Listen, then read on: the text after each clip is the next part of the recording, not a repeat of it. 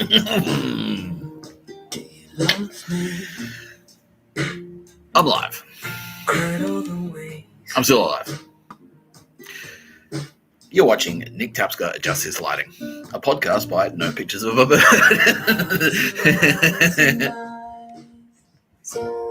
I'm alive, and I'm still alive. Let's just get that out of the way, all right? There's one thing I want to be upfront about, straight off the bat, and that is that I am still alive. And I'm alive. I nearly wasn't alive. It just said, like, live streaming isn't available. Does that mean I'm not still alive?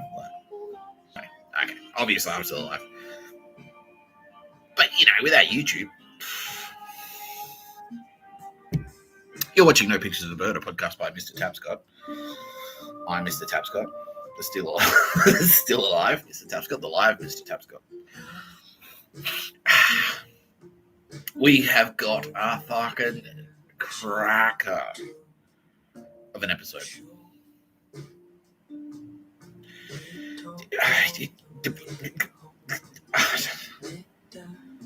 It's going to change the way you think about pictures of birds, and none of them, and no pictures of birds.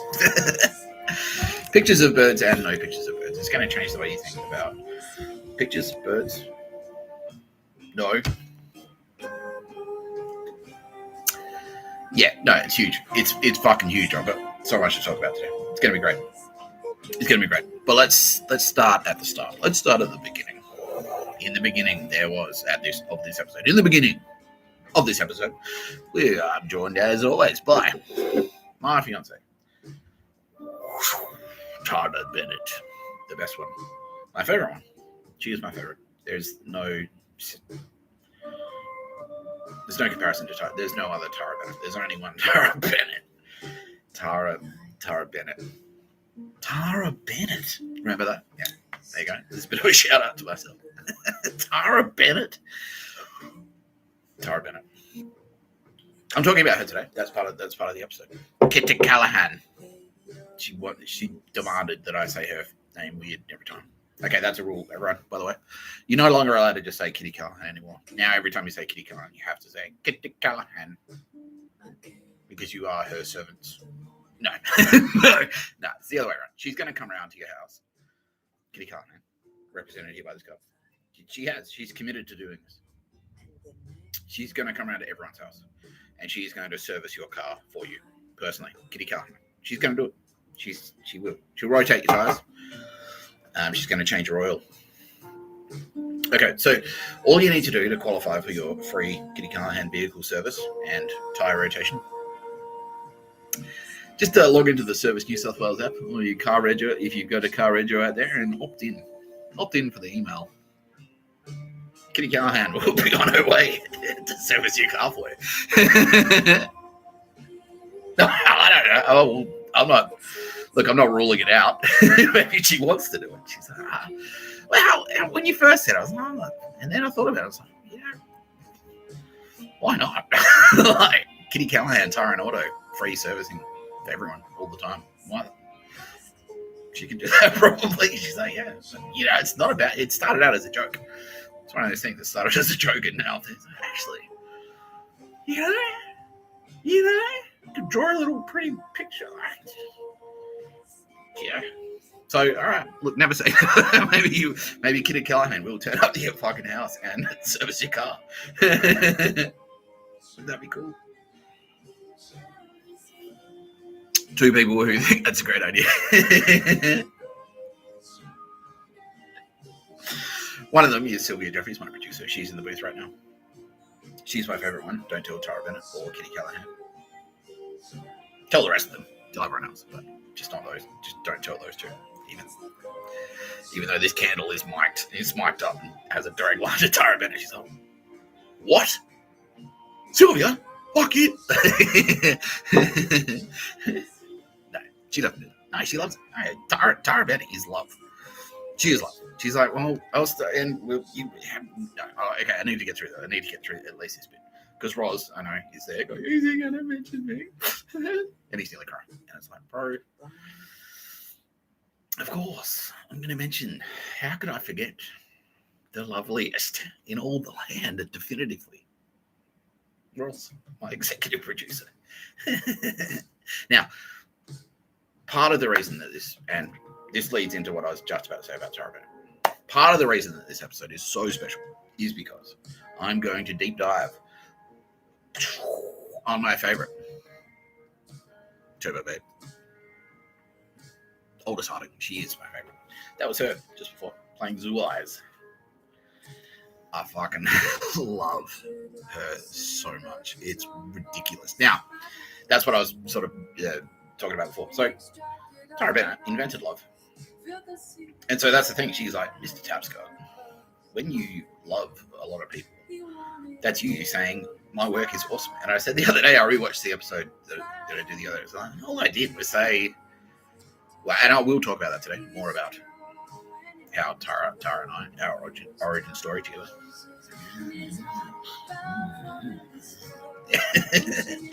So yeah, I know you're only being joking, creepy, Mr. Tapscott. You smell great, baby. So don't smell, don't buy a provider candle and smell that, but don't go up to Tara Bennett and go, no, you do smell nice. You do smell good.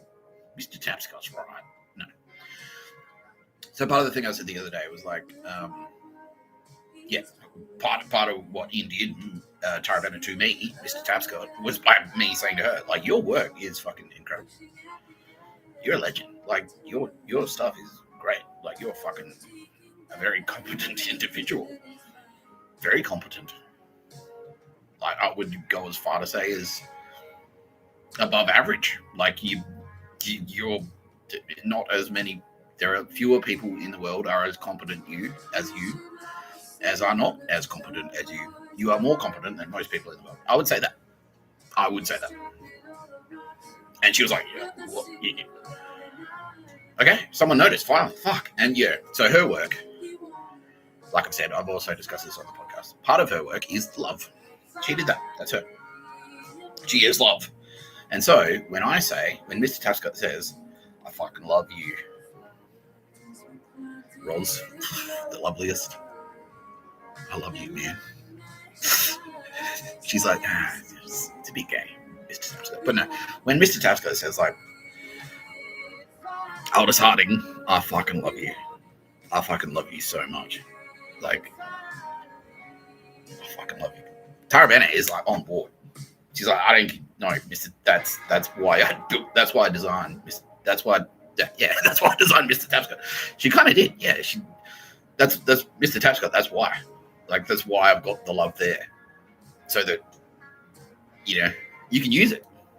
I wouldn't build all this love into the universe if like you're wasting all the love. I've got all this love just fucking stacked up in warehouses. There's fucking heaps of it. It's right there. So get it out, spread it around, bro. Just fucking love for all. There it is. Yeah, it's Tara Bennett. That's how she takes it. She's like, no, I'm not jealous. I love her too. Tara Bennett, Aldous Harding. Aldous Harding loves you, Tara Bennett, and Tara Bennett fucking loves the shit out of you, Aldous Harding. Loves you so much. Yeah. So yeah, Tara Bennett doesn't. If I go on the internet and make a video that says Aldous Harding, I fucking love you. I fucking love you so much. It's ridiculous. That's Tara Bennett going like, Mr. Tapscott's using my thing again. Yeah. Yes, he's using it. He's using it. Now, this is something we actually spoke about this as well. So Tara was like, because we watched the video where I was talking about, this is everyone go get a candle. This is a sneaky sales thing for provider store. But the thing is about provider candles, right? And this is part of the trick. This is part of the reason I love her. Such a good idea. And I was like, fuck, like, because I was in there, because I was like, my apartment stank, like literally, like it didn't smell. It smelled like fucking. It smelled like it smelled like Mr. Tapscott, basically. Yeah, like small apartment, not huge or not very breezy. I need something in here, like, yeah, I need something in here that's gonna like cover up the dirty dishes and the fucking. The Mr. Tapscott smells. And so, yeah, and this was actually Tara Bennett Space Ghost sneakily did this to me, but she's like, oh, let's go. Maybe we should go shopping for a candle, Mr. Tapscott.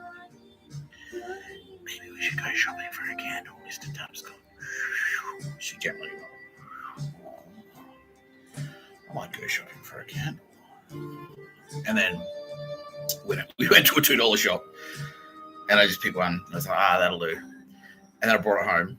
And this is actually part of our. This is how we met. This is how I met Tara Bennett. Yeah. Tara Bennett Space was like, go shopping for a candle, Mr. Tapscott. And I'm like, all right, let's do that.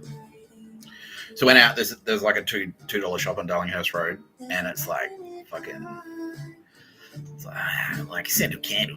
Like I was a man. I did it. I shopped like a man, exactly like a man. So, yeah, I just get it. Whatever. Who gives a shit? It just smells. It's just shit up your nose. The only expensive thing I want up this nose is cocaine. That's it. No, don't, kids.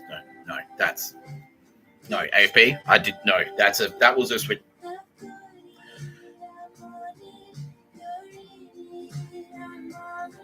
AFP. We know, dude. Obviously, everyone knows. Everyone knows what goes up your nose. Oh yeah. All right. Okay. Yeah.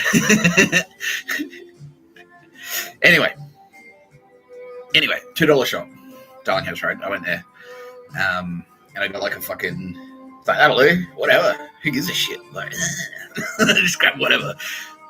The cheapest, biggest one. Like, yeah, like jumbo candle, jumbo smell, whatever.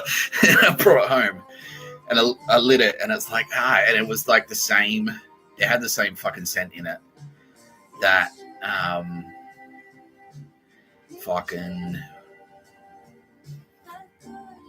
it had the same scent in it as the cleaning product that they used in the toilets at work. That's right, yeah. And so immediately, like, I lit it, and it's like, and there's like smells get in there, and you don't realize. You know what I mean? It's sort of like they almost operate at like a subconscious level. Like you don't notice the smell until, like, the smell of the movies. You know what I mean? And it's like, it's very specific. You don't necessarily click that that's what that smell is until you, like, airports have a smell. You know what I mean? And it's like a very specific combination of like, what's this? It's like the perfume shop in it's the duty-free shop combined with the carpet cleaner, combined with like the very faint whiff of like fucking jet fuel. You know what I mean? But yeah, and so it's like, I didn't even think about it, but it was like the toilets at work had a very specific smell. And it was like just the stuff that they were using on the fucking to clean all the toilets in the bathroom and stuff. And so every time I was taking a piss at work, which was happening like 2-3 times a day, you're in Optus. Like, this is when I was working at Optus. At you go into the office toilets and like, whatever, it smells. It smells like a fucking toilet. It smells like a public toilet. It doesn't smell like shit. It just smells like a toilet, public toilet. And so I bought this can. I didn't really think about it. I didn't shop around at all. And I brought it home and I lit it. And I was like, that's the same fucking smell. It smelled like the toilets at work. That's what it smelled like. Yeah, and now Tara Bennett is going like, do you think that was intentional, Mr. Tapscott? Implication, yes, that was on purpose. She did that on purpose. She's like, you fucking cut a corner. and all right, as a result, you cut a corner, Mr. Tapscott. You went out there and just grabbed fucking whatever candle because you're lazy. And as a result, your fucking apartment now smells like the toilet. It smells like a fucking toilet. It smells like the public toilet. Fuck. And then after that, again, she's like, maybe we should look over here. And because like Provider Store, and this isn't a secret, so Provider Store in Surrey Hills, it's on the same street. It's like across the street from where I used to live. I used to live at 366 Riley Street, Surrey Hills. And Provider Store is like 312, like fucking. Anyway, it's on Riley Street. But it's sort of like across the street and down a bit. And so I knew it was there, and like it was like I was like, oh yeah, a little hipster hole in the wall. I don't know, they do stuff, whatever. But then it's like, so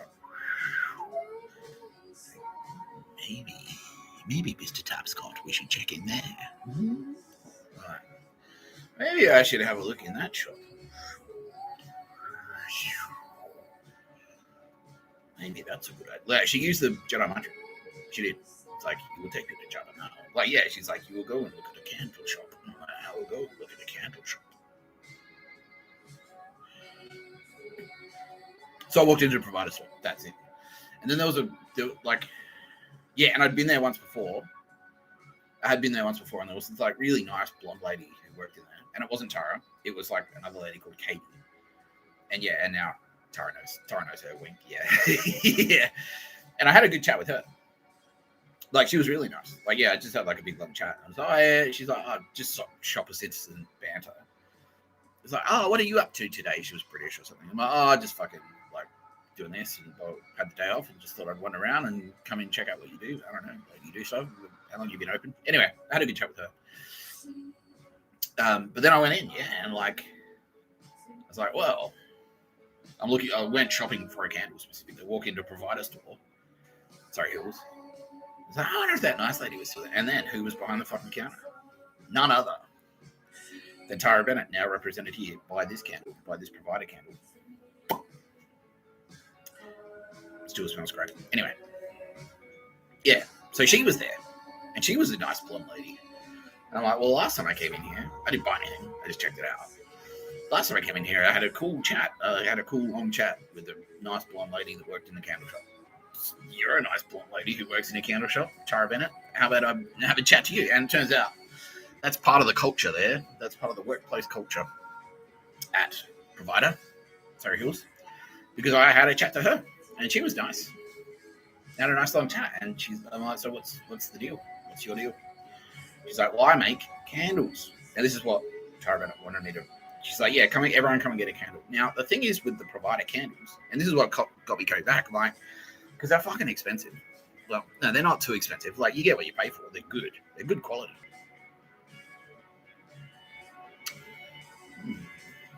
They're great quality. But they're like $70. I'm like, oh, it's just a scented candle. $70. But then she's like, no. But the thing is, right, you can get a refill. So once you burn the candle down, you keep the candle. You keep the ceramic. You bring it back into Provider store, and I'll refill it for you for like $5 or $8 or something. Yeah, it's about $8, right, at the time. Yeah, she's like, yeah. What is it now for this size? Yeah, it's $8. It's still $8, something like that.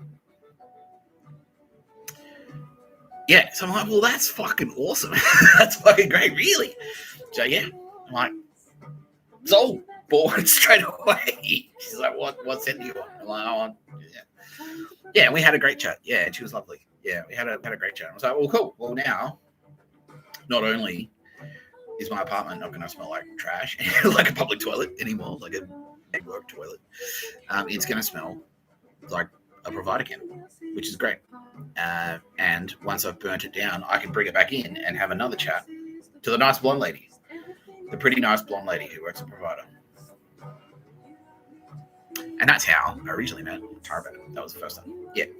But that was her. And yeah, Tara Bennett, the Space Coast Tara Bennett, has since revealed to me. She's like, wow, do you think that was a coincidence? I'm like, I don't believe in coincidence. She's like, look, well, sometimes some things are coincidence, but that was definitely not a coincidence, Mr. Tapscott. And that's what she does. That's how she operates. That's it. It was the same with the cooking tray. Yeah, same. That's how they do it to you. I guarantee it. They've done it to everyone watching this video. Either Kitty Callahan or Tara Bennett or both of them, or even Mr. Tapscott. I do this sometimes as well. Has done something like that for you. I promise. They've seen you like, yeah, you got those shoes and they keep falling apart in the wrong spot. Yeah, look, I'll hook you up. Don't worry about it. Yeah, I'll hook you up. Yeah. Manifest. Like, we do it for fucking artists and creators all the time. Where we sort of see like a fucking Bob Iger. Yeah. So Tara Bennett. Yeah, on the Bob Iger video, she's like, Bob, like I put you there, bro. Like, because that's the thing. She's watching. She's like, this guy's pretty smart. He's pretty cool.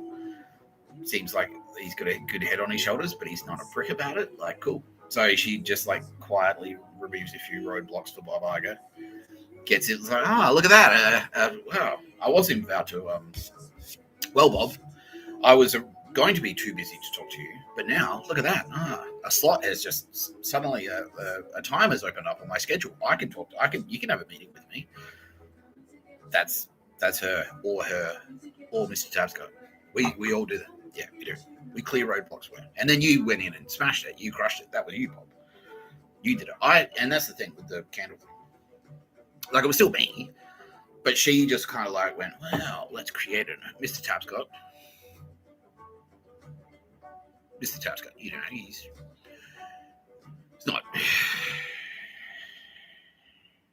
unappealing. You know, he's a dude. Maybe let's create a little opportunity for him to get his riz on, as the kids say. Riz, it's short for charisma. Yeah. And I had to do it. I had to do the legwork. I still had to go. You know, I still had to do the thing. Like, it's like, I want my apartment to smell good.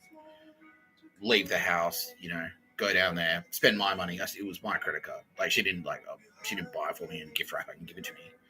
I still had to do all the legwork, but she put all the opportunities there, and then sort of like gently suggested. She did. That's what she did. Now, there's a bit of a fork in the road here, because we could talk about two separate things. We could talk about two separate things here. So we could talk about silence. Now, maybe we'll talk about the Tara Bennett thing, Tara Bennett, because I kind of mapped that out. And the other thing, but I wanted to talk more about silence, the movie Silence, about how, like, yeah, you can keep your ears open, people, everyone, for Tara Bennett and Kitty Callahan and our friends, the Turbo Babes, trying to help you. Yeah. Because we do have like a style. We do have a ways about us. And I sort of hinted at it. It's like, look, you know, Turbo Babes, Mr. Tapscott, Tara Bennett, fucking Kitty Callahan. We're the ocean, and you're the surfer. You're a Jedi. If you're watching this video, I'm assuming you're a surfer now. Like, yeah, I don't really have any bad guys anymore watching these videos, or like, well, fuck it. Like, even if you are a bad guy watching the video, I don't give a shit if you, because this isn't a secret. So yeah, if you paddle out, you're in the surf. You still have to, like, it's still up to you. You still got to, like, you got to do the paddling. The ocean is, there are opportunities there, but you got to do the paddling. You got to paddle out. You got to get the surfboard yourself. You know, you have to bring your own surfboard. You got to drive to the beach.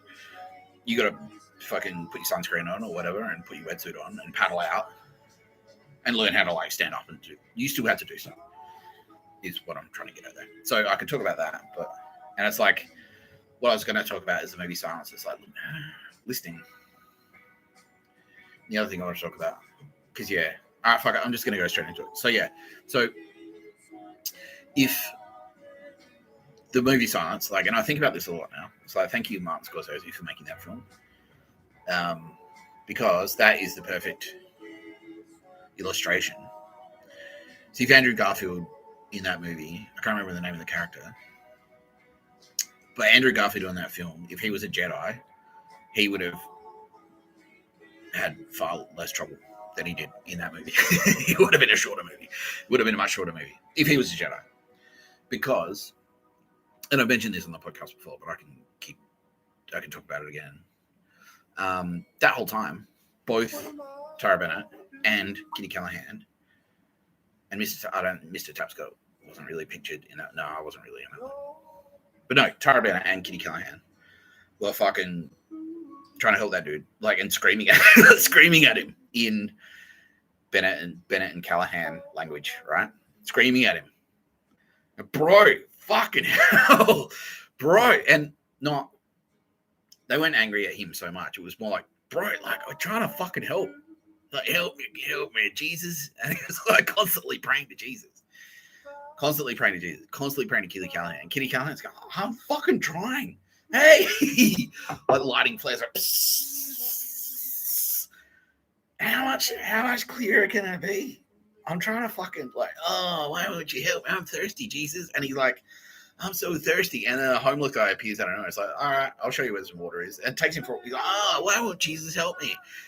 And then like there's a homeless guy who pops up out of nowhere and goes like, oh, hello, I'm a Japanese homeless guy. What a coincidence.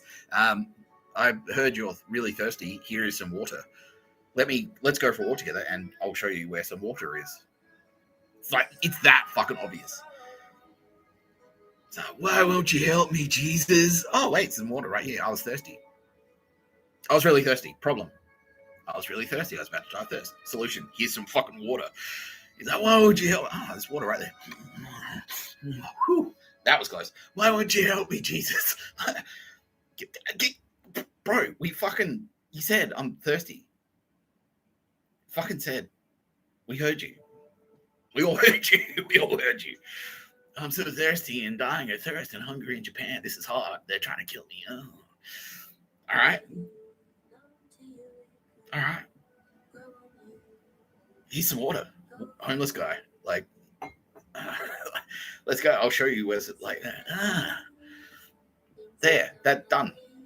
Problem. You were dying of thirst. Solution. Here is some water. Tara Bennett. That was it. And then he looks at you. Why would you help me, Jesus? And like, there's that scene.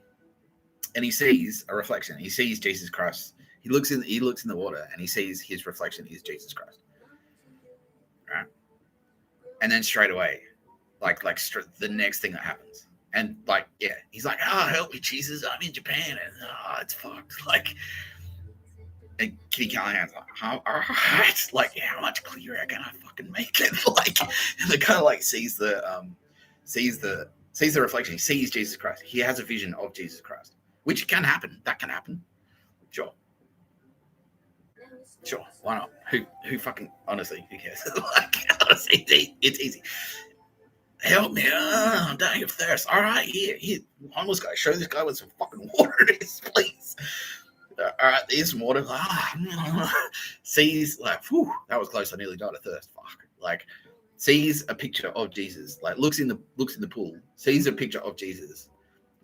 And then starts like, he's mocking me. And like the very next thing, Japanese guys are behind him, like, all right, you're coming with us. Oh, why would you help me? Jesus, like, fucking, how much clearer can we make it? We're fucking literally, like, I'm in Japan, I'm gonna die. Unless Jesus helps me, why won't you hear me? Why won't you hear my prayers? Like, send some dudes to physically abduct you to pull you out of the situation that you're in. That's the, like, fuck. And then you're in jail. It's like, oh, Jesus, why won't you help me? And Jesus is there going, and guys are going, fuck, I'll send another dude. Like, I've sent a homeless guy. I've sent some Japanese soldiers. I've sent, like, yeah, and if you watch the movie, like, it's like they do the demo constantly. It's like, yeah, Stefan, they send in the homeless guy hint. They send in the Japanese soldiers send the homeless guy in to go like, help me, why won't you help me? God, Jesus. Andrew Garfield begging for help. And then like the homeless guy, like, I'll do a demo for you because you're not fucking getting it. You're not getting it, Andrew Garfield. How much clearer can I make it? And so the homeless guy actually goes in and they're like, yeah, show him what to do. And the homeless guy goes like, good, see? So see? Japanese guy's like, Andrew Garfield, see? That's all you have to do. You're in jail. Problem. You're in jail. Do this. Simple action. Step on the thing. You're out of jail. Bang. So, oh, what would you do? Jesus, oh, fuck. This fucking guy. Like, we love you, Andrew Garfield, from that movie. Whoever that fucking character's name. And that's the thing. That's what they're saying. They're like, we love him. He's a lovely guy, but he's just a little bit slow. There's some dog shit fan for you. Pictures of a bird crowd. He's just a little bit slow. He's not getting it. See, if he was a Jedi, if he was a fucking, if he was a Bill Callahan grade Jedi, or Bill Burr grade Jedi, or Mike Saclasa grade Jedi, or Bob Iger grade Jedi, he would have gone like, stepping on the thing and getting the fuck out of jail is clearly the best option here for me. That was easy.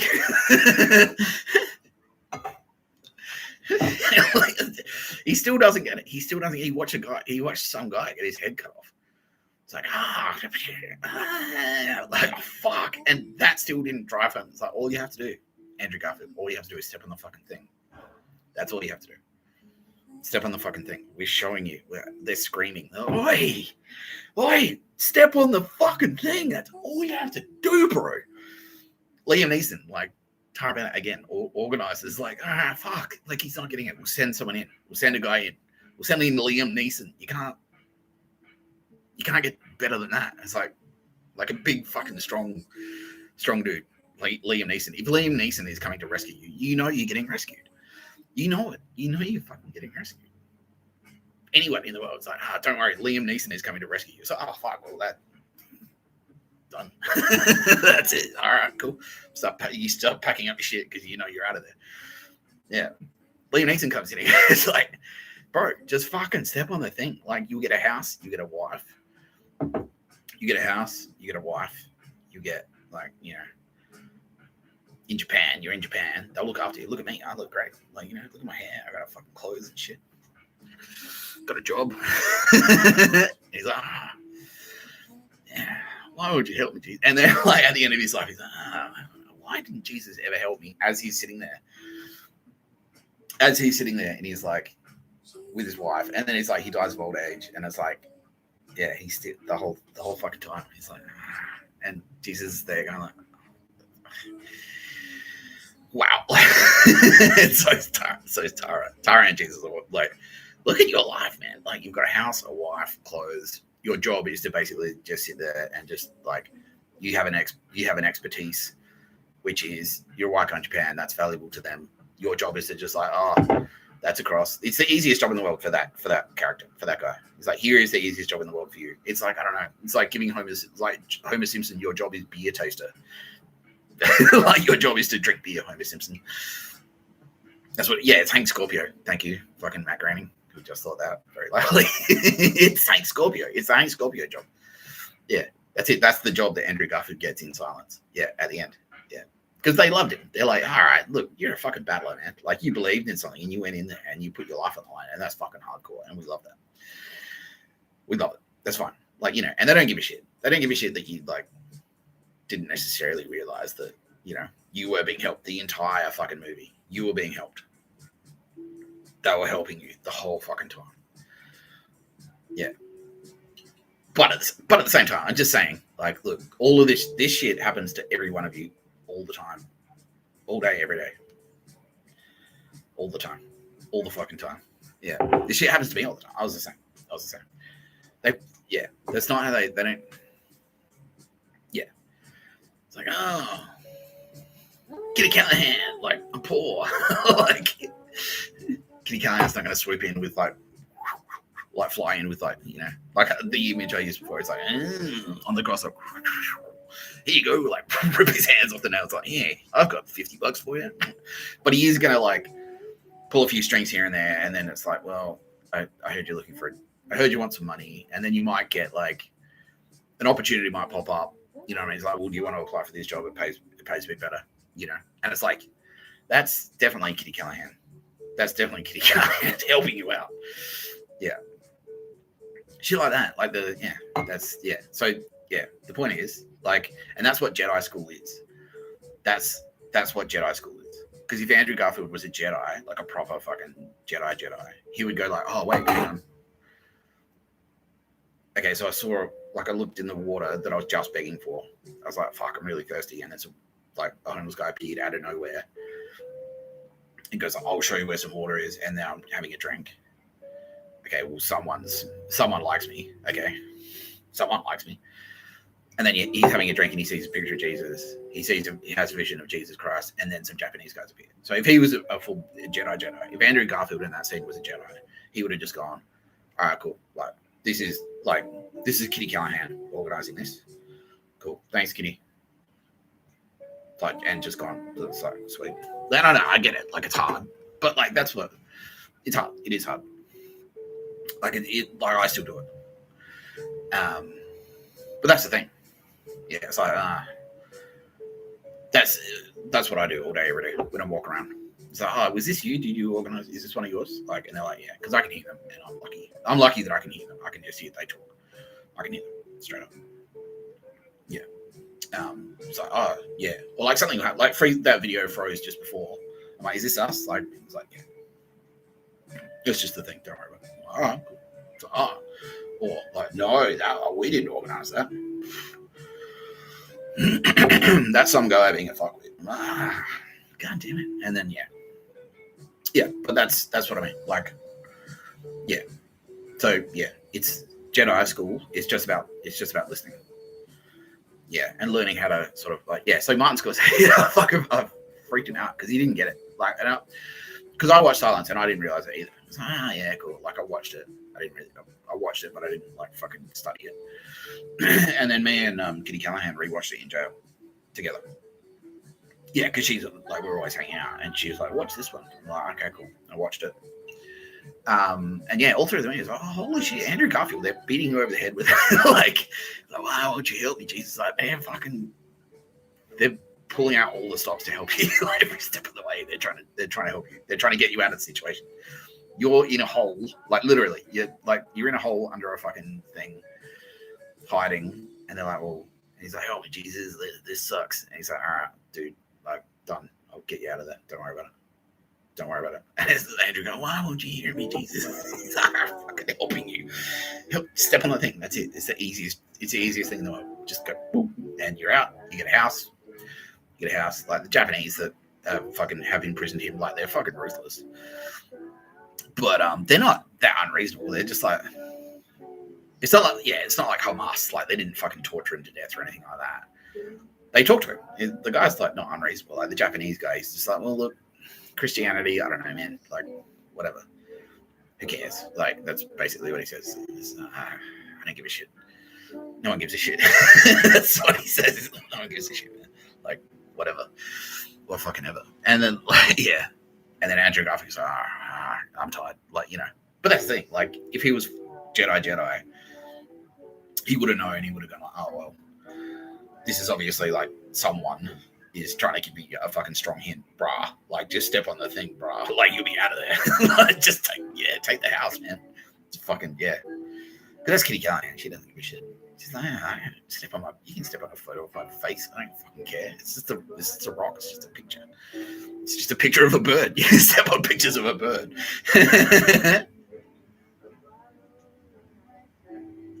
That's it.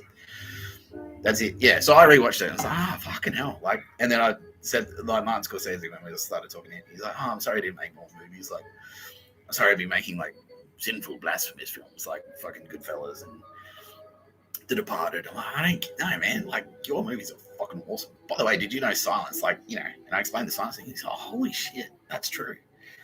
That's true. He went back and rewatched it. He's like, fuck, it's true. It's right. He's right. That's Andrew Garfield. If he was paying attention, he's just like, all right, cool, done. Jesus is helping me. I asked Jesus to help me, and he did. That's it. End of story. Good. I guess that's a good thing, because otherwise, like, yeah, because there would have been no movie. It just would have been boring. It's like, Jesus help me. It's like, okay, step on the thing. Cool, done. Movie's over. That's not 3 hours. It's not dramatic at all. Yeah.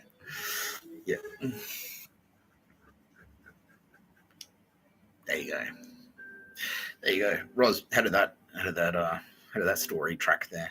He's like, actually, yeah, cool. No, he liked it. Yeah, he loved it. He's like, no, people love that shit. That's resonating, brah. And he actually said, brah. You've been to jail? No, he's like, no, it's fine. He's fine. No, he's like, no, you're never going to jail, Mr Tapscott. We need you on the internet. All right, cool. Sweet. I can live with that. No, today is a very special episode. I've called this episode today Aldous Harding, because I'm going fucking deep on my favorite. Aldous Harding. Me and Aldous Harding. Mr Tapscott and Aldous Harding. Yeah. So, yeah, I've sort of explained this before, but Tara Bennett and Sylvia Jeffries, they're kind of like, they're in a little clique together. Because Tara Bennett saw Sylvia and she's like, who is that legend? Like, she's awesome. Because if you think about it, so Tara Bennett is love and matter. And so she's like, Tara Bennett is like, I want families, I want kids, I want marriages. Like, and not marriages for the sake of it, like not shit marriages, but I want people to fall in love. I want people to fall in love and be happy and have happy families and cook nice meals and eat together and have nice times.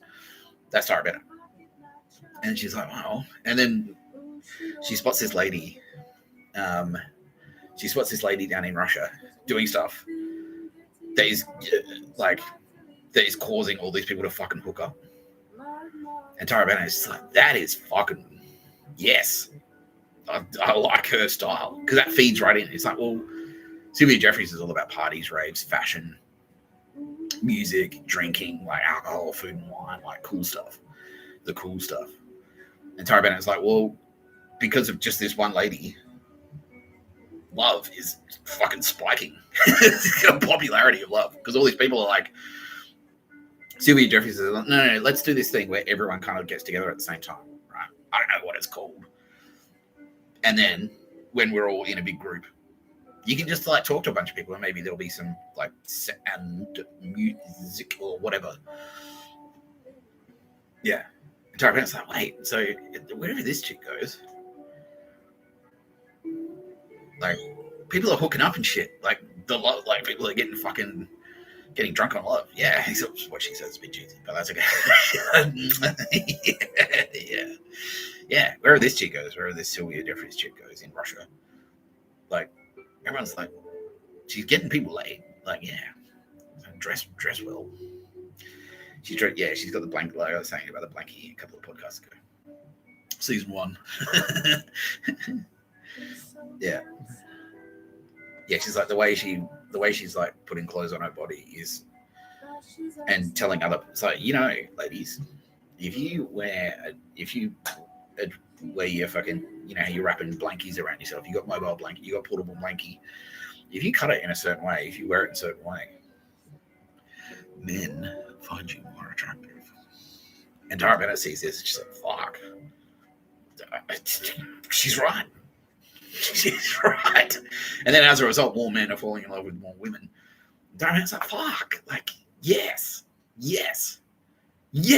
So they're kind of like buddies. That's why they're in a clique together. It's like, what else? What other idea? And I said about the music thing. It's like, what other ideas do you have? She said, well, music, right? So, and Kitty Callahan was all over this as well. She said, what? Art from sound, from air. You're making art out of air. We were just doing art out of light before. Now you're doing fucking art out of air. Fucking hell. It's like, that is hectic. And then Tara Bennett's like, yeah, and I've noticed as well that this art made out of air, people are more likely to fucking hook up if they're letting it jiggle their bodies around. Mr. Tapscott gets in there. Because it, like, yeah, that's what it is. It's like the art in the air. Like, that's Mr. Tapscott making you blood. Ooh, that's cool. Like, bang your head. That, because it fucking excites the energy. It's like, yeah, and I can feel it because the energy goes up, right? Because I'm energy.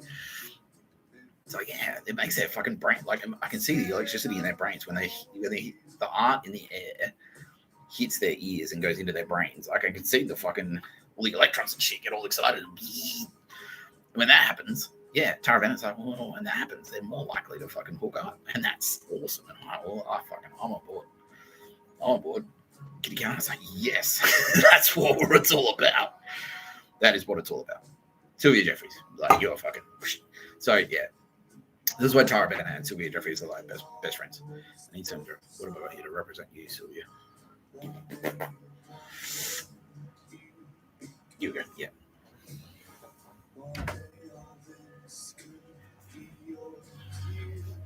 This, for the purposes of this demonstration, this deodorant, because chicks like deodorant. Yeah. Now, no, Sylvia is saying like, yeah, no, perfume, that's her, that's Sylvia. Perfume is Sylvia Jeffries. And again, because, like, you know, it's cool at parties. Like, yeah. And so Tara Bennett's like, well, sick. Like, that's why they work together.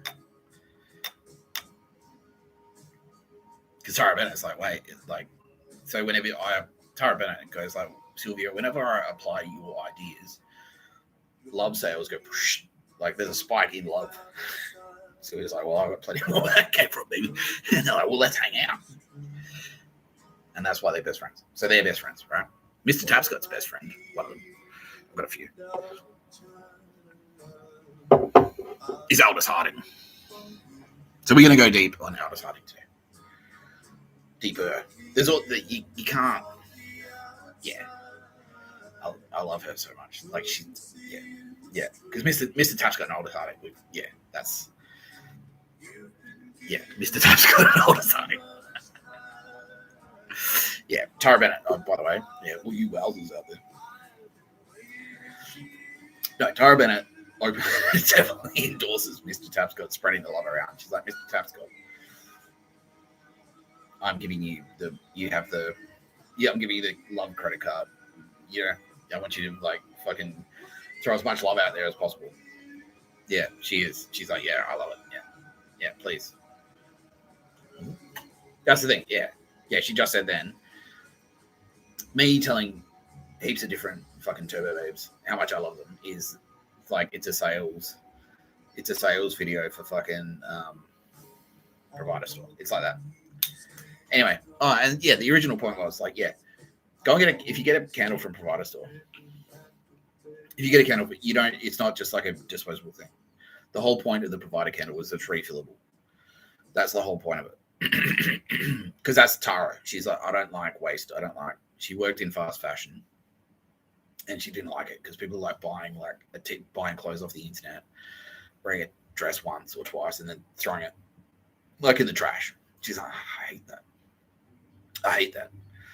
So that's why she's like, all right, well, reusable, right? So yeah, it's not cheap. It's like $70 for a candle. But once you burn the candle, you take it back in, get it refilled for like $8. Beautiful, Yeah, so we go and do kind of Aldous Harding today. It's great. There's a couple of old buddies out there, a couple of Dans in particular. I want to zoom in on because it's not always about celebrities here. Hopefully, I'll get to Bill and Melinda Gates. We'll talk to them as well.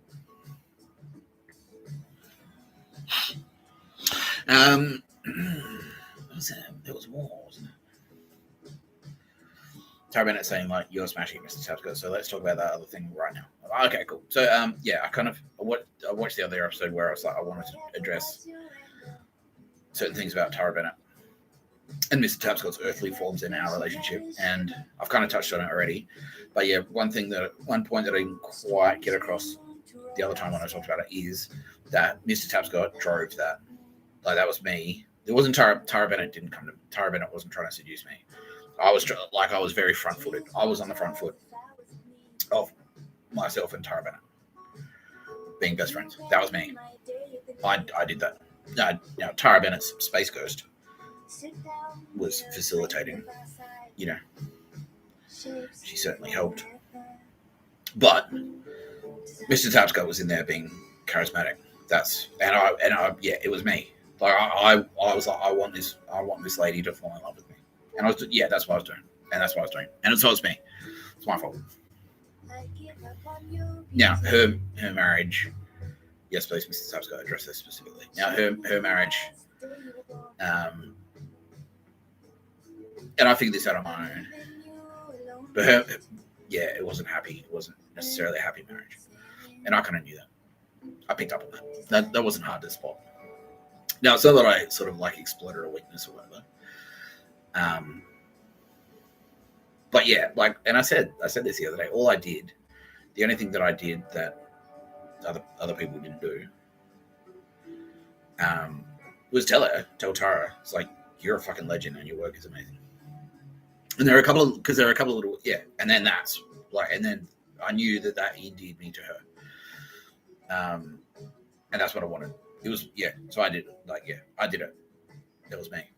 Now I never went in there going like, I'm going to bang this broad, because I knew as well, because she's saying like, like it's like a love at first sight thing, but at the same time, like when you're a hot girl like Tara Bennett, and I'm like I'm Mr. Tapscott, like I'm not a small dude, I knew that like one of her major concerns would probably be that I was just trying to nail her. You know what I mean? Especially when she's front facing. It's like, I didn't want her to think like, I'm just in there, I'm just trying to bang you. And like, I just want to get in there, bang you a couple of times and bail. I really didn't want her to think that at all. And so that's why I kind of played the long game. So, but yeah, like the end goal for me was like, I want this woman to fall in love with me. That was my thing. Definitely.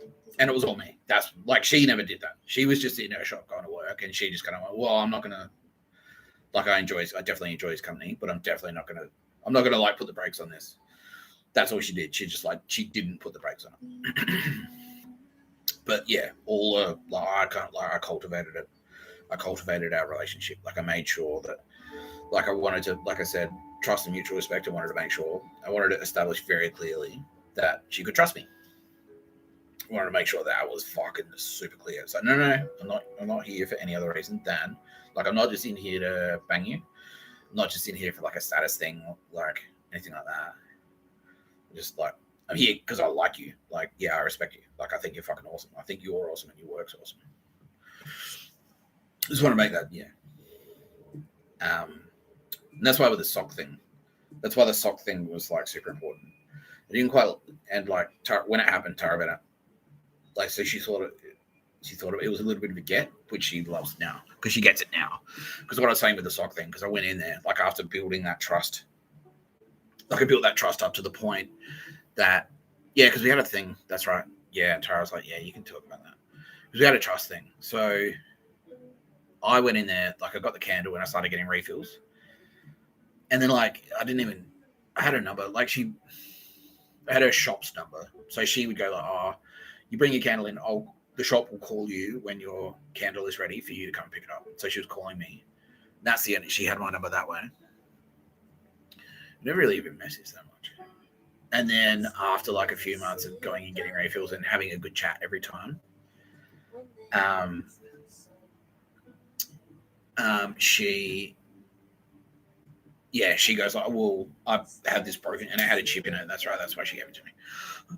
She's like, well, I can't sell this one. Do you want it? I'm like, yeah. So I had 2 candles. And it was low key. Like it was nice. Like she was doing it. Yeah. But it was all Mr. Tapscott. Mr. Tapscott was on the front foot the whole time.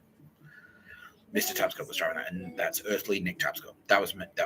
I was pushing it forward. Yeah, I was in there. I wanted to make sure I was get the FaceTime and use the crew because obviously, like, my thing is like talking shit. So okay, and lay the content, like, yeah, give Tara Bennett personalized one-on-one content, basically.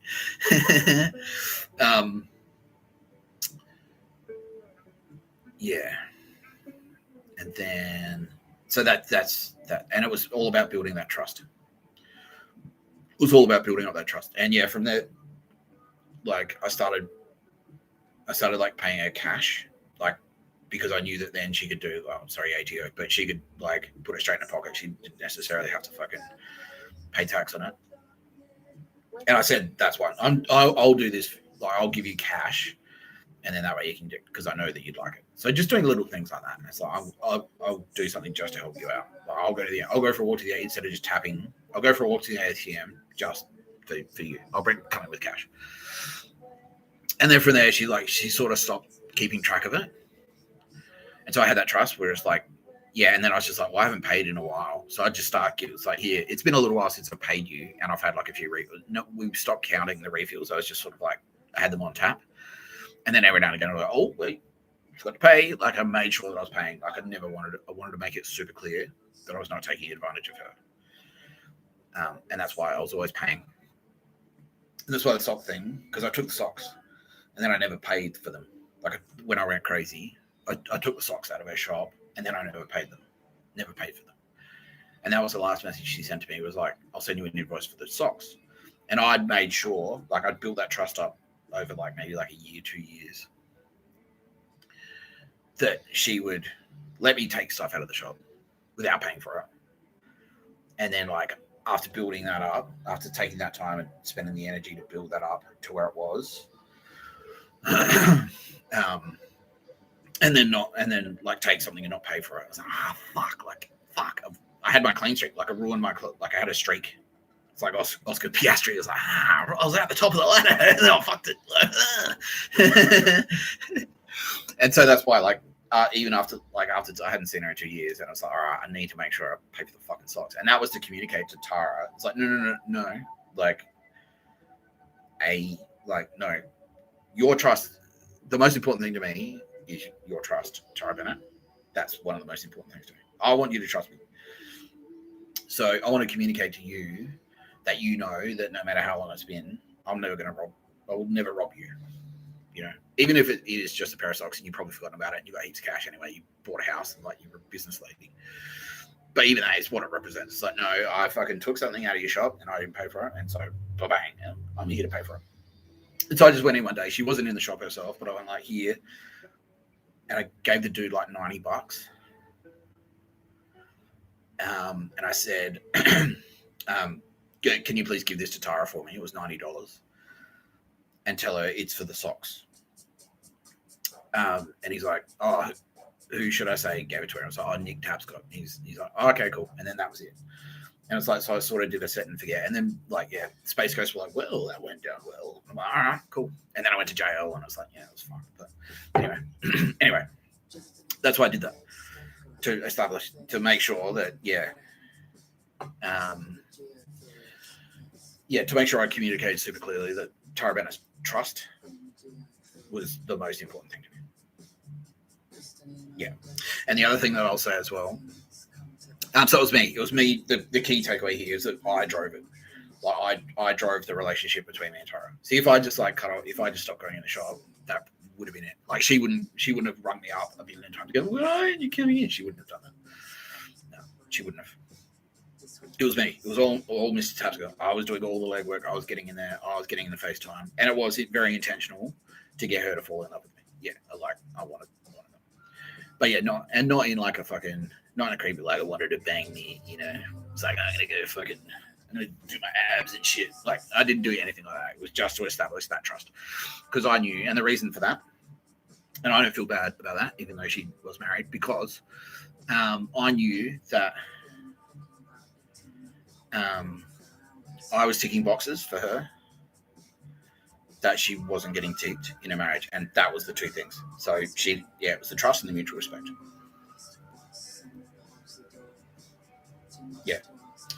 And so that's why, because I sussed that out. I figured out,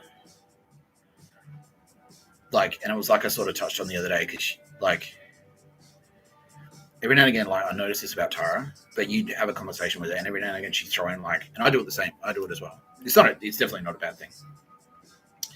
Every now and again she's throwing like a really awkward accent, like something. Oh, my car's about to cark it, and she'd dial that up, like, or she'd dial up some slang. You know what I mean? Like, oh, this Gronk's going turbo, or something like that. And I know you're a smart lady, Tara Bennett. I know you're a very smart lady. I suspect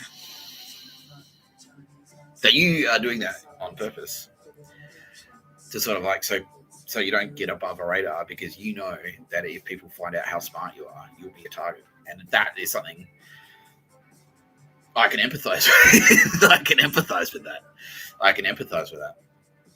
And there are a couple of little sensitivities in there. Like if you sort of mention, like, it's like just detected like a little bit of defensiveness about certain things. It's like, okay, so like, oh, like what? Like I remember I wrote a story about it. You can still get this. You can still see this article. I think it's still on there. Let's look. Probably not. Provider. There it is. The search results doing that. Yeah, there you go. It's right there. So I wrote this thing. I can show you right now on my video journal.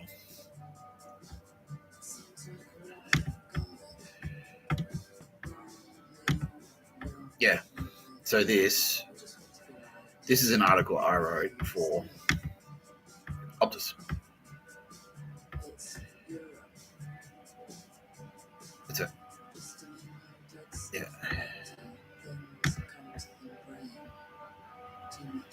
Yeah, so that's Tara. Not sure if the photo is actually in it. Yeah. It's Macari. That's her doggo. Yeah. So yeah. So I noticed, like, for example, when I was writing that, and she knows what I'm talking about, and she knows what I'm about to say. She remembers this, and she doesn't care because it's true. She doesn't mind. And I don't care either. For the I don't really give a shit.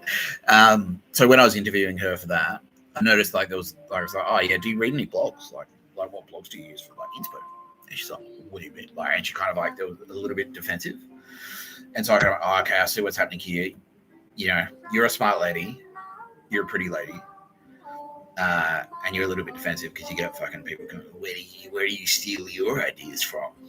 And so I've sussed out, I've clicked that she's defensive. Like, she's got a little bit of defensiveness there, especially around her like creativity and her ideas and stuff like that. And she told me a couple of stories as well about, because she was a copywriter. Yeah, she was like she was on the internet. She told me some of her stories about like working in agencies and like just people not giving her, like, she'd come up with something and like, oh yeah, so Steve-O had a great idea, and just like steal her ideas, not give her any credit. So she'd work on something, like work really hard, sweat her guts out, and then it's like, oh yeah, well done, Dave. Well done, David. This is some of your best work. So, I worked on this week. So, yeah, whatever. You're a pretty blonde lady. Who gives it? What, did you get the coffees? That type of shit. And I know that. I've fucking been through that shit as well. Like, fuck them. That's Nazi stuff. That's the Nazi thing. And so I empathize immediately. It's kindred spirit straight away. And so that's why I started dialing. That was the fucking knob I started dialing up. It's like, all right, so great, perfect. Well, that's easy because her work is incredible. So all I have to do is demonstrate to her that I'm not one of those cunts. Nah, I'm anti-Nazi. I have to fucking put up with that shit as well. So it's just like, and it was, yeah, like I said, it was easy. It's like, your candles are fucking awesome. I keep coming back because of your candles, and obviously you too. We have good chats, you know.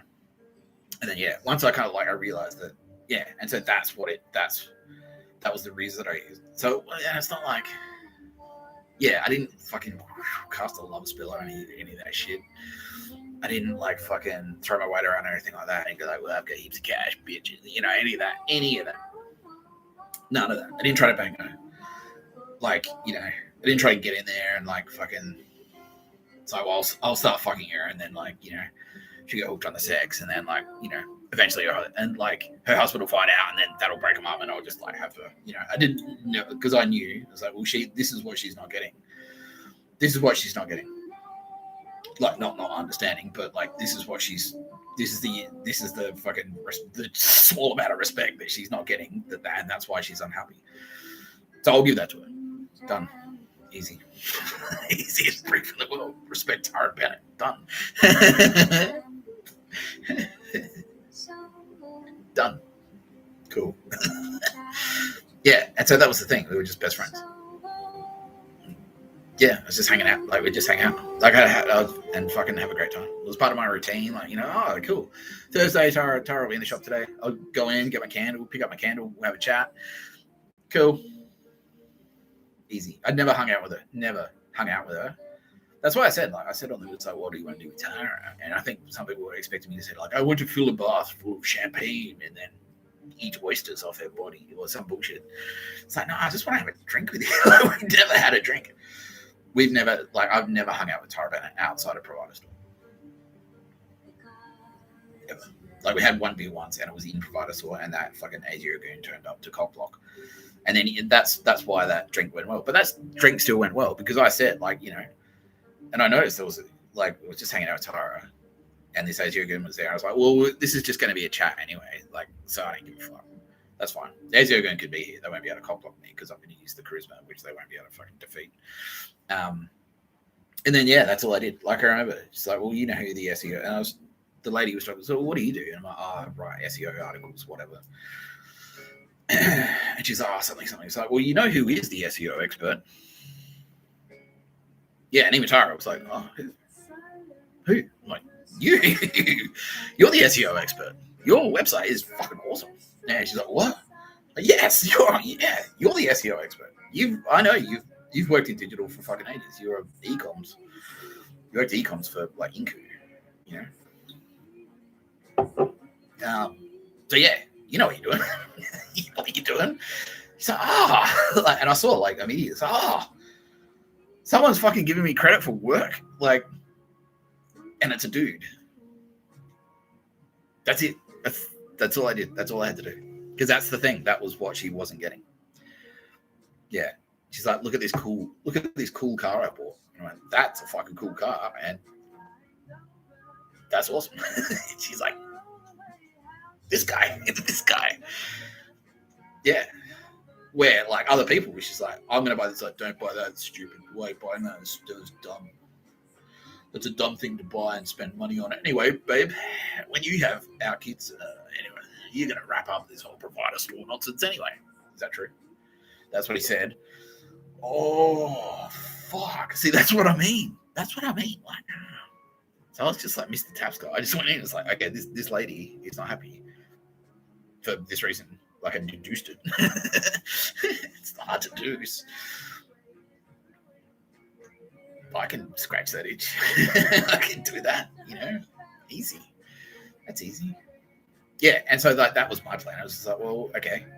I just keep, this isn't like, obviously, like, I'm getting more engagement, to use like dog shit marketing jargon. It's like, yeah, I know, like, my FaceTime with Tara Bennett is getting high engagement with Tara Bennett. Tara Bennett's like reacting well to Mr. Tapscott, and that's good. That's what I want. So I'm going to keep doing that. And then, yeah, it's getting like, more and more FaceTime. And then she went into state with, that was the second COVID outbreak, and like there was a lockdown. So she was out of the state. And then I didn't get that FaceTime. So she got locked out. She was stuck in Queensland, and I was in Sydney working from home. And so I didn't get that FaceTime. We weren't communicating really by email, or like I sent her one email, which wasn't even that flirty, just because I assumed that I didn't want there to be a paper trail, because I knew that, like, I didn't want her to get in trouble with her husband, who's a dickhead. Yeah. Yeah. And so that's why, like, I didn't want to send too many messages or emails or like anything like that was recorded. You know what I mean? But yeah, it was, Mr. Tapscott's fault. It was my fault. I did it. I did it. Like, Tara Bennett never came out of her way to approach me, ever. No, it was me. It was Mr. Tapscott. Yeah, and that's what I mean. Like, if I hadn't have done it, that marriage, like, you could tell Tara, that marriage was, because she wasn't, he didn't know what he didn't realize who she was. Like, and I was like, how can you marry her? Like, he just thought, like, and Tara, is this okay that I talk about this? She's like, yeah, it's fine. It's true. I guess I have. She's like, you've been slamming the shit out of, like, he's like talking about pedos, and like, you can slam the shit out of that guy. All right. Yeah, he didn't know. He didn't realize. He didn't realize who she was at all. Oh, fuck. Like, yeah.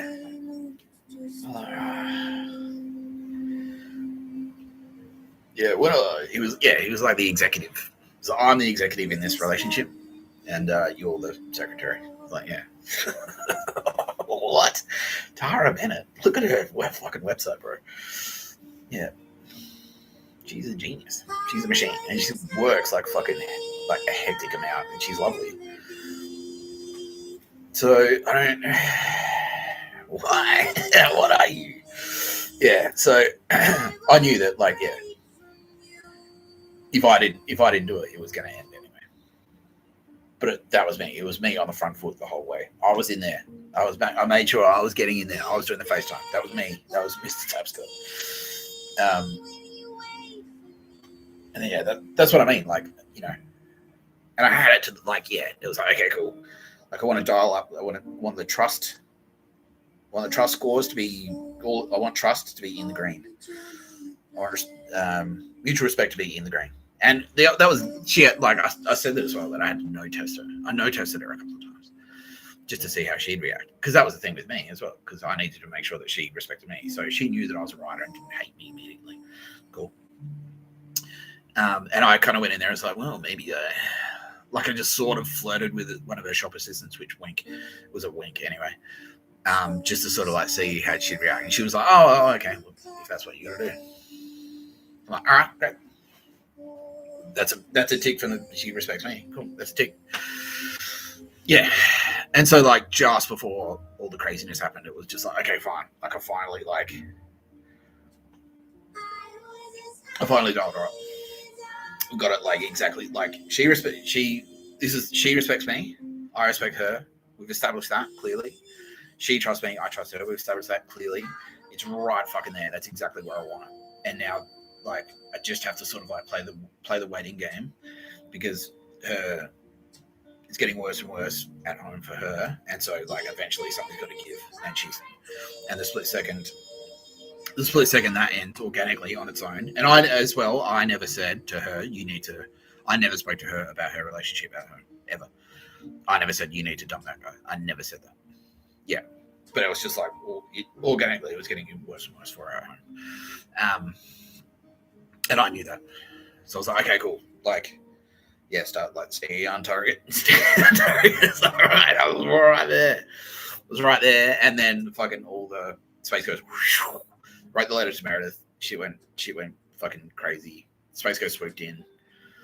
And then the story that I told the other day where it's like I went nuts. And then that was right then. That happened then. And I'm like, fuck.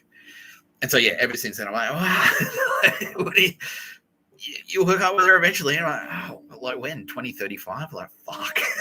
Like, so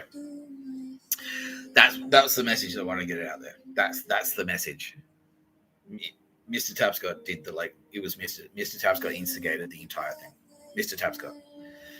Tara Bennett, no. I was on the front foot the whole time. Tara Bennett is completely absolved of any guilt or responsibility for that. That was me. It was all me. It's all me. Tara Bennett being in love with Mr. Tapscott is Mr. Tapscott's fault. Yeah. Yeah.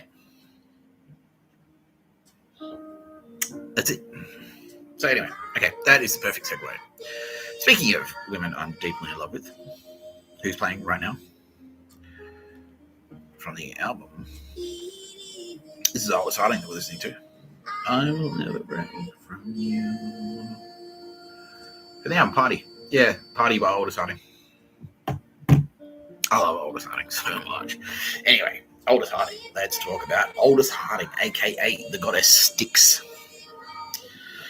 Ooh, now we worked on this present together. Now, I know I have spoken about Aldous Harding, but there's always more to talk about with Aldous Harding. I'm just going to say Aldous Harding a few more times to get the SEO numbers up. Aldous Harding. She's actually paid me. She pays me $50 a mention, basically. Yeah, her record label's like, just keep pumping it, Nick. Just keep pumping it. Yeah, Aldous Harding. Her real name is actually Hannah. I know that. But I called her Aldous Harding because that's her stage name. But her name is actually Hannah. She has Wikipedia. She's a famous celebrity. Yeah, Hannah Cian Top. Now, she's born in 1990, which makes her exactly 10 years younger than me, because I was born in 1980. Which also means she is entering her fucking hot era, like the smoking hot era, basically, for me, Mr. Tapscott. Because I like I've mentioned this on the podcast before as well, I like brains. I get creepy for brains. I do. Like a zombie. I get creepy for brains, right? Hot, smart girls. Fuck me. Yeah, like literally, like fuck me. yeah. That's right up my alley now. So this is what Aldous Harding looks like these days.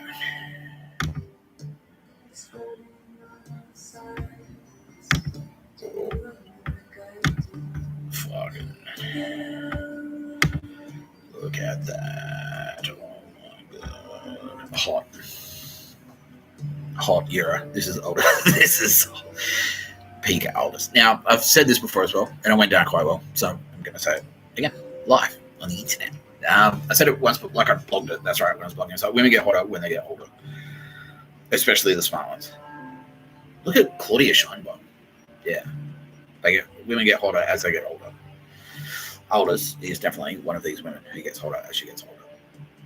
Because what happens is they get more closely, their outer fucking appearance more closely resembles their inner appearance, and that's what I'm interested in. Brains. I want to play chess against you, baby. Yeah, she said we can play strip chess if you want. Done. See, that's what I mean. That's a great idea. So, this is her college English professor sexual fantasy era, which is like you're a college kid, and then she's your hot lecturer, and then you flirt with her for a bit, and then she's like, I need to teach you another lesson. in bed. And I'm like, this is fucking, that's definitely my thing. Yeah. The whole college professor era, that's fucking the hottest you can be. That's the hottest women can get. Yeah. The sexy professor. Yeah. Now, she could look like this if she wanted to. Easily. But this is part of the reason that I love her. Because this video is her saying, I won't put the music on because otherwise so I don't get a copyright strike basically. Hopefully I won't. But this video is her saying, I could be a fucking hot pop star if I wanted. But it's ironic. It's like, I'll do this ironic thing instead to tell you, fuck you. I could do this if I wanted. I could easily be this. Like, she's not a dumb bitch. She's like, I could easily do this if I wanted to. This is a parody of, obviously, like pop stars. But if you actually listen to this song and listen to the lyrics, it's like, she's, fucking great. I'll put the music on separately, and then hopefully it won't copyright strike us.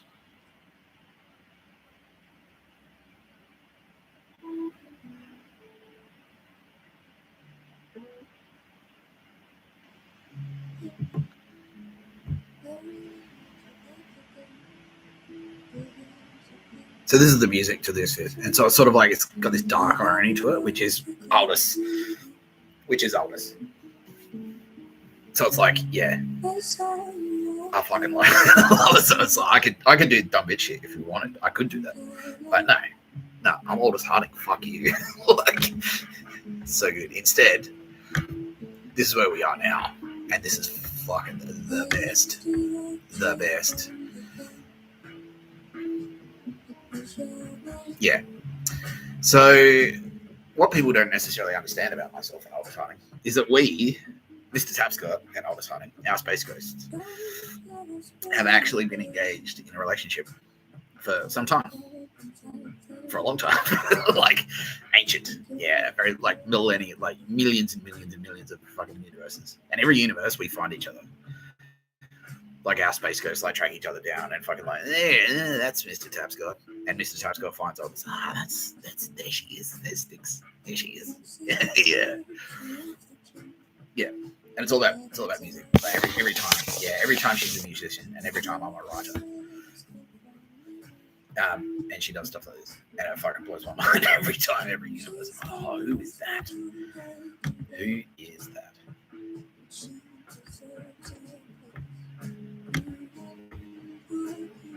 So this video almost suits that music too.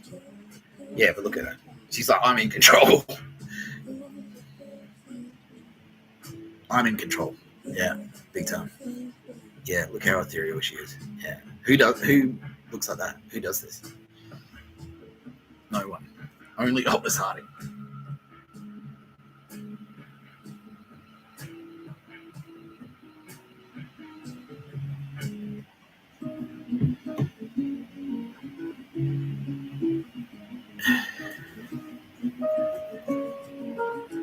So good.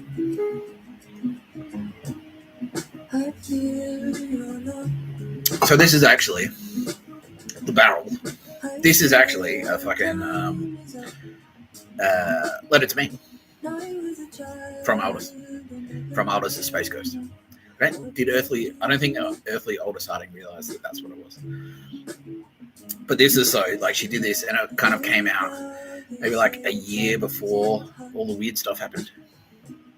And then when I was doing my walking around and stuff, this track was prominent, and I didn't realize that Aldous Harding was a Turbo Babe. I just thought, she's a fucking sick musician. Yeah, and it was the same as the other Turbo Babes. And then they were like, there was one night, so I'd done the first phase of walking around, and that's when I went crazy and had to be a dickhead on purpose to Tara Bennett. And then I went and got a couple of jobs, and then like 2 years went past. And then that's when, like, just before I smashed my apartment, I went to Perth. I went for a spooky walk. The Space Ghosts whispered to me. They hadn't revealed themselves. I knew that they were entities, and that was when they were saying, like, oh, by the way, it's not aliens. It's God. It's God's. Oh, fuck. And so I just before I smashed my apartment, and they sort of whispered to me, like, "Oh, you're going to meet some new people. You're going to meet your new friends." All right. And so one of the walks that I went on was there was a full moon, and I went for a walk in the middle of the night to Manly Quarantine Station, like literally the spookiest, like this one of the most haunted places in the world. And I walked there on my own in the middle of the night under a full moon. Yeah, and it was awesome. And I saw like a ghost bandicoot, and drank some red wine and stuff. Yeah. Yeah, and I didn't find out until later that was Aldous. That was me and Aldous Harding. She's like, we'll go for a walk. And then, like, yeah, one of the things that was there, like, she did, like, some mise en scène. Yeah, so that's her saying, hi, there's a hint. I'm spooky. Yeah. She did some mise en scène. She set up a thing where, like, one of the things was a barrel. There was a barrel there. It was, like, a barrel sitting next to a chair. And then they said, like, you should sit in this chair. And so it was, like, me sitting next to the barrel. And then that was a reference to this track, which is Aldous Harding's Space Ghost saying hi via Aldous Harding. So Aldous Harding recorded this and didn't realize that it was a letter to Mr Tapscott. And she just thought, like, I've got an idea. Let's do a thing. Like, yeah. This is her. This is her thing. This is her thing. This is. I love this so much. I love her so much. This is her. Look at her. Who thinks of this shit? Yeah. Hot college professor era. That's what she. Yeah, art teacher, art lecturer. Yeah. Yeah. Look at her. Why? Who thinks of this? Look at her. She doesn't give a fuck. Yeah, I'll fucking dance around in my underwear. I don't give a shit. A legend.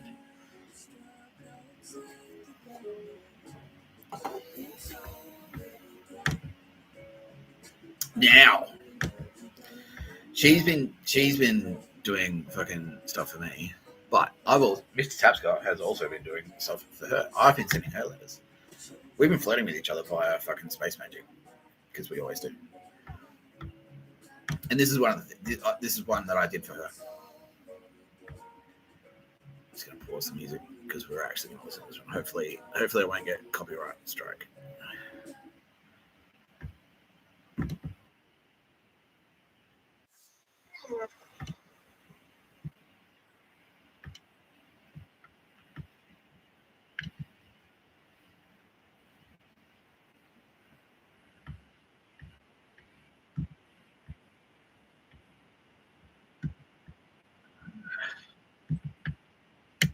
Me! Oh boy! I sure love reading. I'll talk.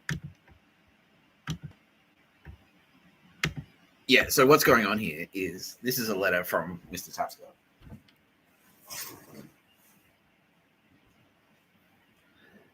This is a letter from Mr Tapscott to Aldous Harding. Ren and Stimpy is a letter from Mr Tapscott to Aldous Harding.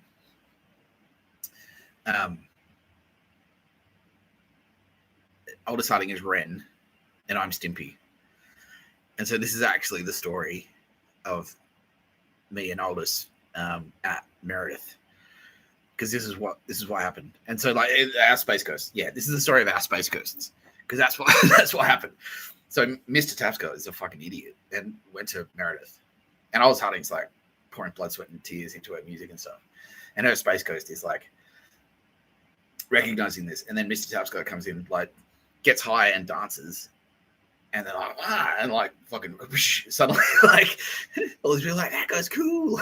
And what's happening in the spirit world is that Aldous Harding is like, wait, music festivals and stuff, like, especially Meredith, like the indie scene, the alternative scene, that's me. That's my stuff. But here's Mr Tapscott. He was in a band like called I'm Gonna Fucking Kill You, like, for a year. They didn't even release any fucking music. And then he turns up to a music festival and dances like twice, and suddenly he's like getting all these letters, like, you know, letter for you, letter for you, letter for you. So in the spirit realm, in Space Ghost, like, fucking Goddess Sticks, aka Aldous Harding, he's like, Mr Tapscott is awesome. I love him so much. He's like, what the fuck? Like, Mr Tapscott, he's the best. I love Mr Tapscott. Letter for you, letter for you, fuck you. You're an idiot though, but you're a fucking idiot, Mr Tapscott. You are an idiot. That's me. I'm stupid. I'm just oblivious and retarded. I'll drink a beer. Wear a Name on Death t-shirt and drool on myself. Oh, what the fuck? This fucking guy. Yeah. You know, and then what happened was, it's like, yeah, because like I sort of touched on this with the story of Star Wars. Like she's on the Master sailboat. She's R2-D2 on the Master sailboat. They don't know who she is. They don't realize that she's Aldous Harding yet. She's just some band chick. She's a hot band chick with it, like, does like just be a cute girl and like wander around, and you know, we don't give a shit. Basically the same problem that Tara Bennett had, which is like, no, she's a fucking genius and no one realizes that. And Aldous Harding was going to say, like, you're just a cute band scene girl. But in actual fact, she's Aldous Harding. And then I've wandered in off the street like an idiot. And gotten all the popularity and attention. But she was like, on the ground, like on Earth, Aldous Harding's like, no, Nick Tapscott rules. He's awesome. He's a cool guy. And so she became the president of my fan club. She's like, no, Nick Tapscott is fucking. I was completely oblivious. I had no idea on Earth. I had no idea. And if I known, I would have been, fuck, Aldous Harding. She's the best. Like, yeah, sick. I love her. Like, yeah, she's amazing. Because I loved as soon as she started, she didn't release an album. She released Party in 2014. And Tara Bennett is now saying, like, yeah, well, who put it on your playlist? Who was that? And I'm like, oh, thank you. See, she's hooking me up. She's hooking me up with the Turbo Babes. And yeah, because on Earth, like, yeah, Aldous Harding became the president of my fan club. She's like, no, Nick Tapscott's cool. And everyone's going, yeah, he's a dickhead. Like, or like, yeah, he's awesome, or he's a dickhead. And she was there going, no, he's a legend. I fucking, yeah, Mr Tapscott, he's cool. The dancing guy. Yeah, the dancing guy. That's what she was saying. Yeah, he was the dancing guy. And so this is My Space Ghost has gone into the future and written Ren and Stimpy back in time. And now this is the story of that. So this is, she's Ren and I'm Stimpy. She's like the fucking, she's the smart, unlikable one, and I'm the retarded, like I'm the idiot, like the idiot one is like, what is it is popular for some reason.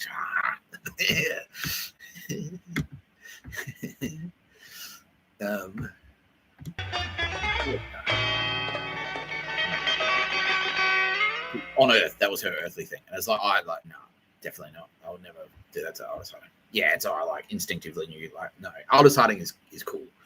All these other dumb bitches, dumb Meredith bitches, and so that's what that scene was. It's like, I'm a bitch too, Mr. Tapscott, and I'm just like, no, you're not. No, you're not. I'm not gonna. Nah, you're cool. And then that's what happened in real life. Anyway. So yeah, so basically, like, what was happening on the ground, like on Earth, and I sort of explained this. Like, this is Jabba's palace. This is the story I was telling about Jabba's palace. So this is me at Meredith Music Festival, and I've come in, danced a couple of times, and everyone's like, oh, Nick Tapscott, yeah. And everyone's she's like, like, and she's the president. She's because everyone's going, like, Nick Tapscott's awesome. He's like, oh God, he is awesome, but he's an idiot. She loved me. No, she was like, I fucking love that guy. But yeah, and now she's saying to me, it's like, yeah, but they're fucking right. She knew that I would think that they were fucking idiots because I would like, because she's saying the same thing about me that I was saying about her, which is I was saying about her now, which is like, no, she's smart and classy, and he'll think you're a fucking moron. That's what she was going around saying. So she's getting this like, dear Mr. Tapscott, you are cool and I like you. And she's there going like, she's overhearing conversations from like Artie Meredith, for example. She's like, and she's like, no, he will think you're a moron. He will if you do that. Like, why won't he bang me? Why won't he just like bang me? Is he gay? And he's like, well, she's like, well, he probably thinks you're a fucking idiot. Like, Mr. Tapscott is smart and classy. Aldous Harding had read the CV. She's like, this guy, he was in band. I'm gonna fucking kill you. Asked around, turns out I'm gonna fucking kill her. Pretty good band. I'm a good drummer, whatever. But she recognizes me as just like, not as like Mr. Tapscott, but just like she's like, well, he's not a moron. That's why. Like, why isn't he fucking everyone? Why isn't he nailing all these boards and Meredith? They all want him. She's like, he probably thinks you're a fucking idiot. Like, he's not dumb. You're dumb. So she's getting all this. She's getting all this mail. But it's starting to get her. It's like the constant chatter about Nick Tapscott. She's like, he doesn't know you. He doesn't. He comes. She's saying what I said in the letter to Meredith. She's saying what she was saying what I said in the letter to Meredith. So I come to Meredith once a year. Like, I dance at a music festival once a year, and you guys are fucking flipping out. Like, are you retarded? Yeah. And she was like, I get it. I can understand. But it was starting to like, oh, why am I president of Nick Tapscott's fan club? Like, yeah. So, and then that's kind of what she did. She's like, shut the fuck up about it. God. Like, she liked me, but it's like, stop. Why are you like, you're retarded. Like, you're idiots.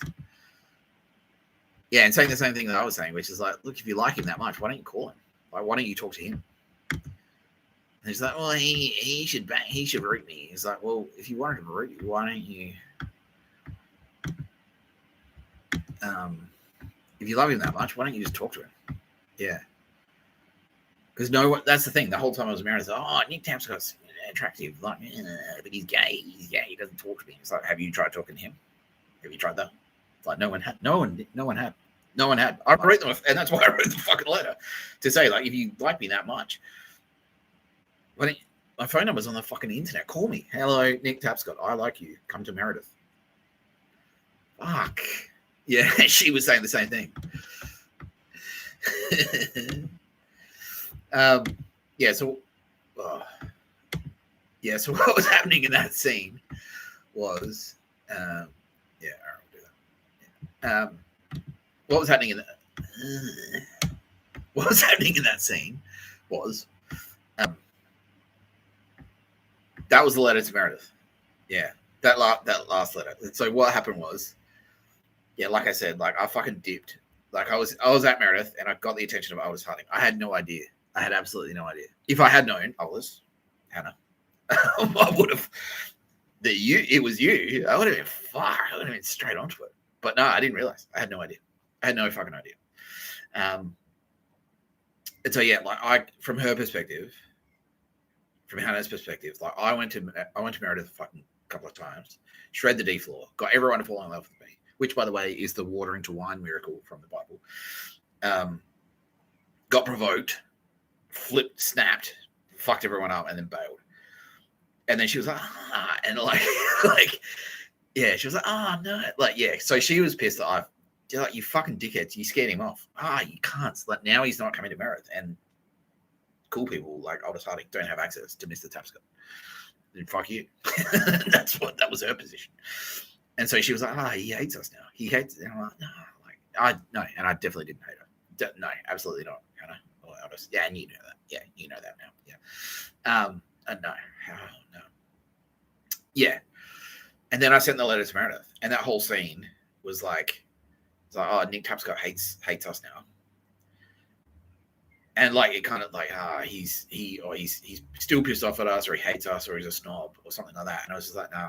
Like, it's not that I fucking hate you. It's just too weird. Like, I turned up and get weirdos like jamming their fucking crotch, like jamming their ass into my crotch, like following me around, like following the nerds, yeah, targeted by like Havana syndrome and shit. I'm like, fuck that. So that when I wrote the letter to Meredith, and it was nice, and it was not, and at the end it says, like, I love you, like, I love you. Like, I retract that love for you, Auntie Meredith, but I love the good people that were at Meredith. And yeah, and it was that last line in particular. I think there's like I bought a tin cup and a stubby holder from the merch desk while I was down there too, so not bad value overall. And it's just like, look, that's all I wanted. So I just want to like go to fucking Meredith. I want a stubby holder and a tin cup. And so yeah, that's what happened. Like that, like she's like, Nick Tapscott hates us. He's a fucking badass. We scared him off. Damn it, like, and at the same time she's like, she's boss of the Nick Tapscott cheer club. Like, And people are just like, no, he like sticking up for me behind the scenes, and sticking up for me behind the scenes, because I went in there and like, I did what I said in the Star Wars video, which is like, I fucking wrecked them and then stopped turning on. And she was like, no, it's your fault. Fuck you. He's cool and you fucked up. That's what happened. You provoked him. He's awesome and you guys are dickheads. That was what Earthly Aldous Harding was doing. Which I didn't realize. And so so she was like, oh no, they scared him off and now he hates us. And then I sent that letter that says, I actually love you all. Like, it's just weird. Like, you're fucking weird. Like, and the two halves, the two reasons I don't talk to people on the dance floor. What was it? I need to be high to dance, and that's half the reason I don't talk to people on the dance floor. And then later in the letter, I said the other half of the reason I don't talk to people on the dance floor is that I couldn't shake the feeling that I was being watched, that I was being monitored. Yeah. And so she read this. Oh, that's why he doesn't talk. That's why I didn't talk to anyone. That's why I didn't talk to people, because he's being monitored. He's being fucking targeted. I was like, yeah, that's it. Yeah. What was the line? I was like, half the reason I don't talk to, the other half the reason I couldn't shake the feeling I was being watched. And everything I said was being like fucking recorded or something. Be used against me. Like anything I do or say, it was like the Miranda rights. It's like anything I do or say can be used against me. The other half of the reason I don't talk to people on the dance floor. Yeah. So anyway, that scene from Mississippi, that was Aldous Harding, Hannah, on the ground, like reading the letter to Bennett and going, oh, he does love us. Aldous Harding, yes. Fuck, obviously. Jeez. Like, and I had no idea. that all that was going on. I just, like, the only contact that I had with Aldous was like, I bought a ticket to see Aldous Harding play in Sydney, and I turned up, and then she did like a little thing when she was on stage. Like, she did a dance. Like, she knew that I was in the crowd, and she did a little dance on stage, and sort of like to give me a nod. And I'm like, oh, fucking, I was like, oh, sick. Because I knew that she knew people that I knew. I didn't know how much she knew me, or like how high I was on her radar or anything like that. But yeah, no, and she was like, yeah. Like that was a little wink. I was like, oh, yeah, sick. I was something. And then it wasn't until I was in jail, and then I was sort of like revealing all the turbo babes to me. And I was doing that via space magic. So what was happening was like I was sort of like getting it, like doing my space magic thing and zooming in on people. And I was like, well, you should have you tried zooming in on Aldous Harding? And I was like, I haven't. Maybe I should. And I zoomed in on Aldous, and immediately, because I can sort of see roughly. So if I zoom in on someone, it's like there's like a fucking like, oh, this person's angry, this person's sad, this person's in love, this person's like receptive, you know. But when I zoomed in on Aldous, it was just like, oh, I was like, what the fuck is going on there? What the fuck is going on there? Holy shit, that is fucking hectic. What is that? And they're like, well, Aldous is actually the goddess Styx. And I'm like, fuck, that makes sense. That makes sense. Because what I got when I zoomed in on that, when I zoomed in on Aldous Harding, yeah, it's like, I don't know, like you fucking, yeah, it was like you open an email. That's sort of what it's like when I zoom in on someone. It's like you open an email. It's like, oh, what is this? What does this have to say? It's like, okay, cool. Like, oh, hey, and then like maybe there's a pop-up ad. Maybe it's a picture of a bird. Maybe it's just like, oh, hey, 20% off at Bed Bath & Beyond, whatever. But when I clicked on the email from Aldous Harding, it's like the fucking computer. It was like a 3D dinosaur jumped out of the screen. Like, like in a cool way. Yeah, it was like, whoa, what the fuck was that? Hectic. I'm like, well, there's a reason. That's a turbo babe, Mr. Tapscott. That is Aldous Harding, the turbo babe. That's the goddess Styx. I'm like, fucking she rules. That is awesome. That is awesome. Yeah. And like some people kind of like when you do that, when you zoom in, some people freak out. Some people, you know, react a certain way. Some people react another way. And Aldous Harding just went like, I'm just like, oh, did you realize that you're a goddess? Did you say, oh, yeah. Oh, yeah, that makes sense. Oh, Yeah. Yeah. Fucking yeah. So yeah, this video is a love letter. I'll listen to you because I fucking yeah. I fucking love you so much. Yeah, here we go. Now, whoops.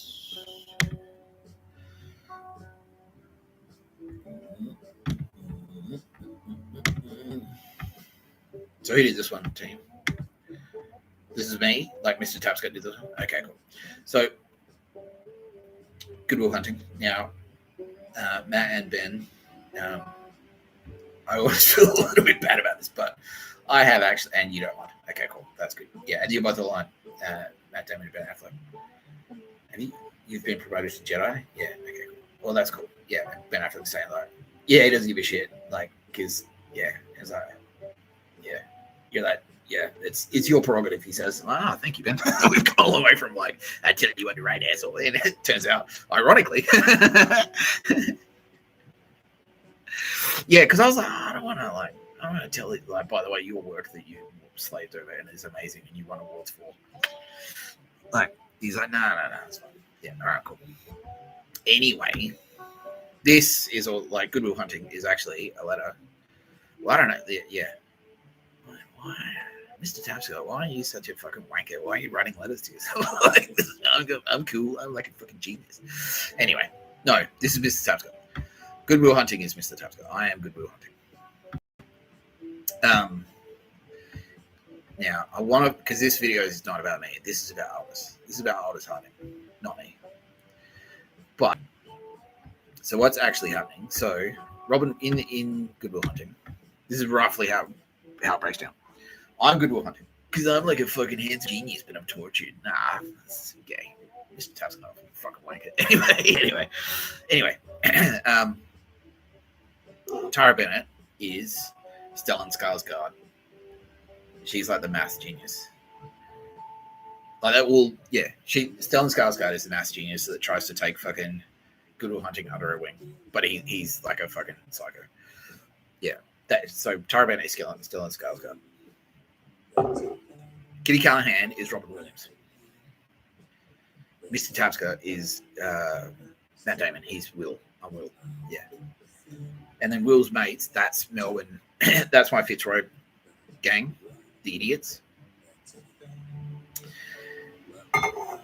Minnie Driver is a selection of Turbo Babes.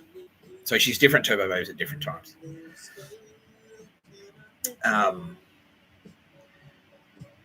So when Good Will Hunting, right? You know, because he's holding himself back basically. That's sort of the arc. And so like that's like Stellan Skarsgård is like, like solving the equation on the board. That was me writing the CV with jokes in it. Tara Bennett saw that, like Space Ghost Tara Bennett saw that and goes like, well, fucking who did that? And it's just some barista from Melbourne.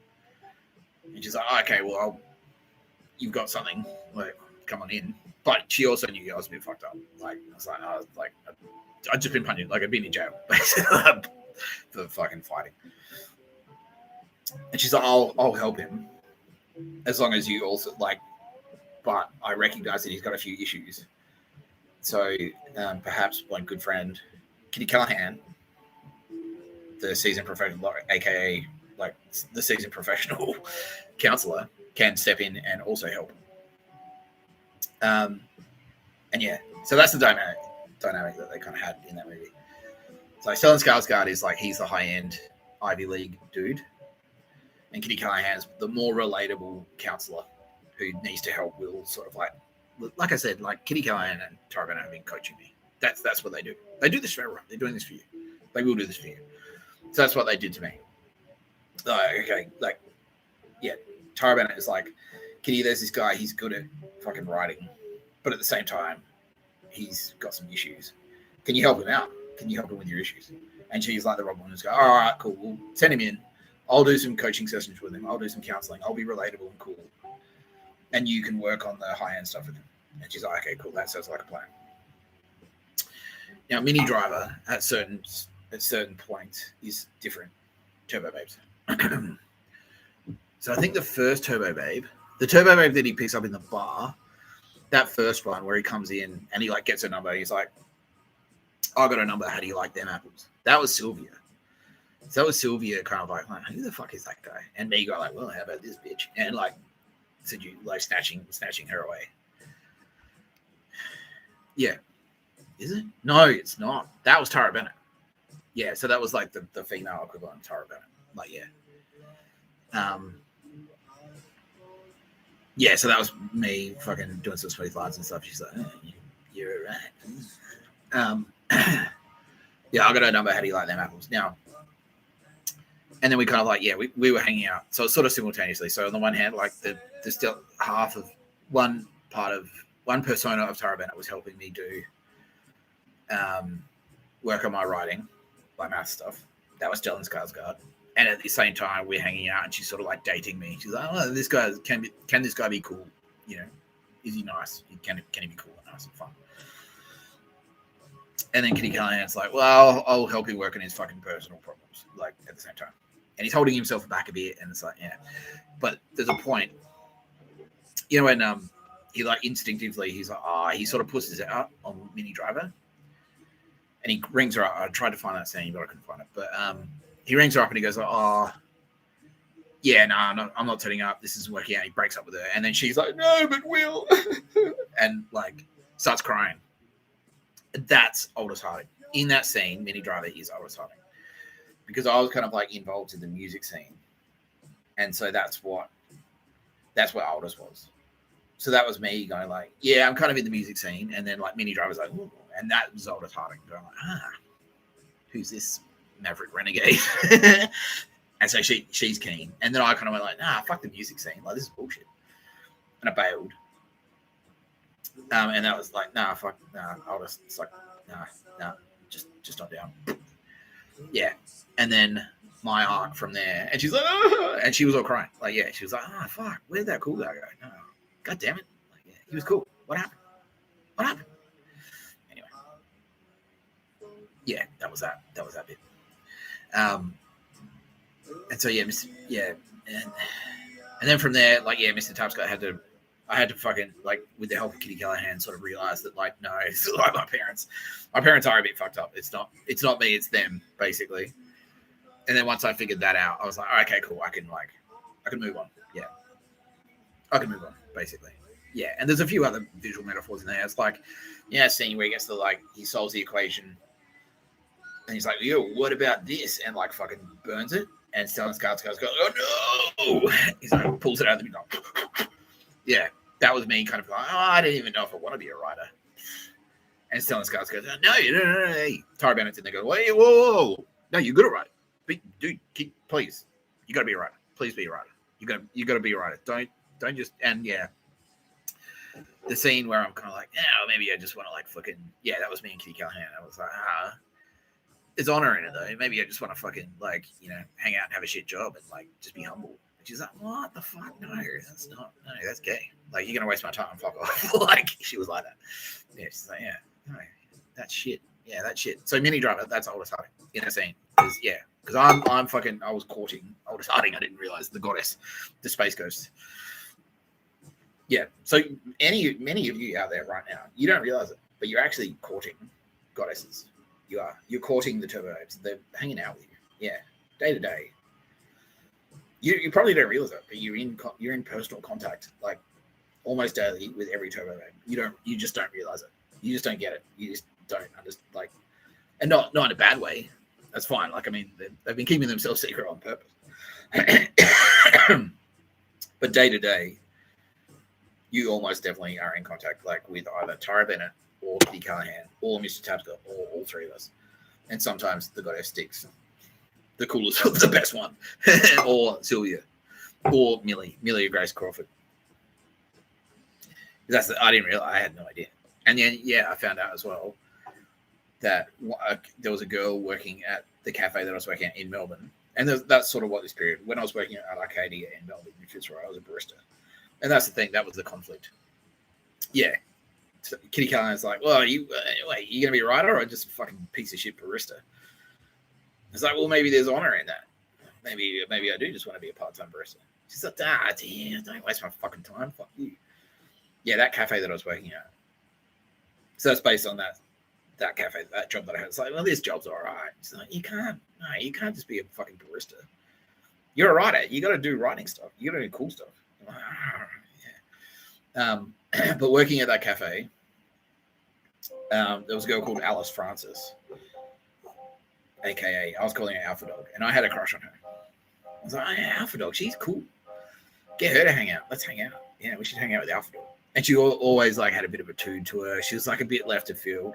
Turns out that was fucking Aldous Harding. That was an angel sent by Aldous Harding to hang out with me. Yeah, and so yeah, that's what I mean. Like, Turbo Babes can do that. Like, you don't know. You might be working with a Turbo Babe right now. There might be like several Turbo Babes working in your fucking business. You wouldn't know. Like the cool guy. Could be Mr. Tapscott. Like, yeah, so that cliche, like, it's a cliche, but it's like the homeless guy. He's like, you got any change? And it turns out it's Mr. Tapscott just checking to see if you're actually a cunt or a nice guy or whatever. Like, you know what I mean? So, yeah, but that was Aldous Harding. Yeah. She's like send in a fucking angel. It's like, I'll hang out with him. I'll check him out. He seems cool. Yeah, no, the music, because of the music thing. So I'm going to fucking kill you. She's like, yeah, that's edgy. Sick. Because that's her shit. She loves punk. Like Sylvia loves glamour. Like, so Sylvia is like Taylor Swift. She loves Taylor Swift. She loves Vogue magazine. You know, she loves like really bright lights, like Coachella. That's Sylvia's scene. Yeah, that's Sylvia's scene big time. But Aldous Harding is more like, nah. She's more of an underground chick. She's more of a she's a Sonic Youth fan. You know what I mean? She's a bit spookier. Yeah, she likes Halloween. She likes horror movies. You know, like that's her. Yeah. Like a little bit left of field, you know. She's an art, yeah. She's like the art school punk girl. You know what I mean? That's her, the goth chick. Yeah, that's Aldous Harding. Yeah, that's it. Yeah. Yes, people are going like, oh, so Halloween, is that her? Like, that's, yeah, she's definitely a witch. Like, that's her kind of vibe. Halloween is actually Tara Bennett. Tara Bennett is like, that's her thing, because she's spooky as well. Like, all of them do spooky stuff. They can all be spooky. They've all got spooky personas. They've all got shadows. All of them. All of us. Yeah, we've all got shadow sides. Tara Bennett, like in Star Wars, Tara Bennett, don't forget, is Yoda and the Emperor. She's both of them. She can be either. She's got a light side and she's got a dark side. Everyone does. All of us do. Yeah. So Hannah, yeah, can be a spooky witch. Like, yeah. She's a goth chick, yeah. Yeah, big time. She can be Aldous Harding. So Aldous Harding is like the light side. Like, that's what she can be. But her dark side is like spooky. Very, very spooky. And that's why Mr. Tapscott loves her. Because Mr. Tapscott is a little bit spooky himself. He's a little bit spooky himself. Yeah. Oh, fucking yeah. Now, this is one of my favorites. This is one of my favorite representations of myself and Aldous Harding. And I didn't realize this until recently, but this movie is about me and Aldous Harding. And this was, who did this one? Hannah? I did, or you did? Okay, yeah. So Hannah's now saying that, yeah. So this is, she wrote this for me. This is her. So The Shape of Water is a letter from Hannah to me, going, this is us, Mr. Tapscott. Like, from her, this is from her perspective. Oh, what's that actress's name? Let's look that up. I'll look that up quickly.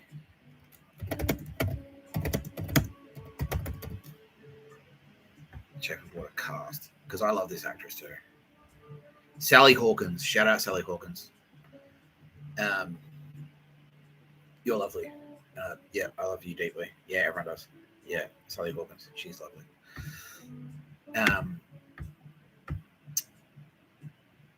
Yeah, so Sally Hawkins is kind of like, that's representative of Aldous Harding. That's why I like The Woman in Black.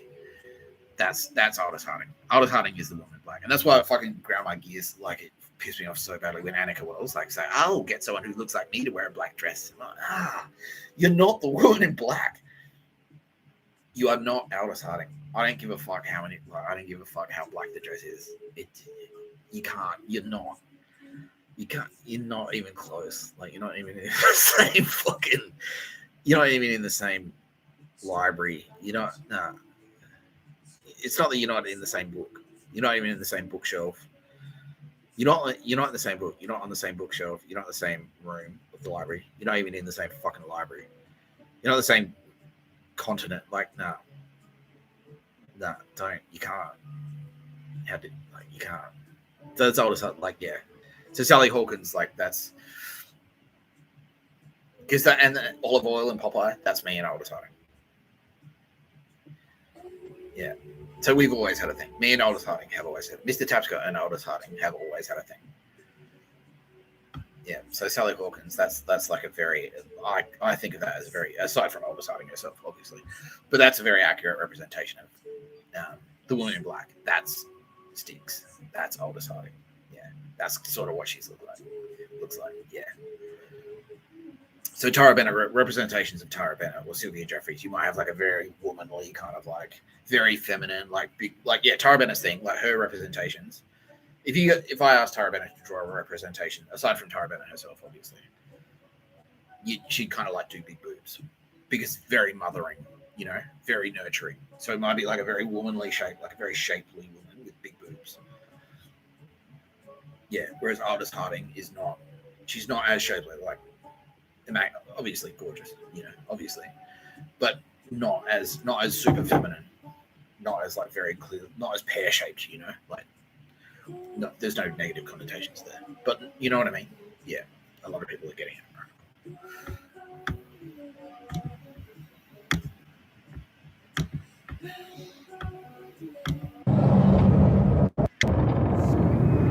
If I told you about her, the princess without voice, what would I say?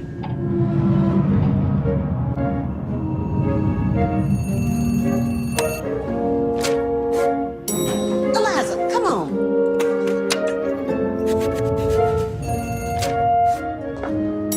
Eliza, hurry.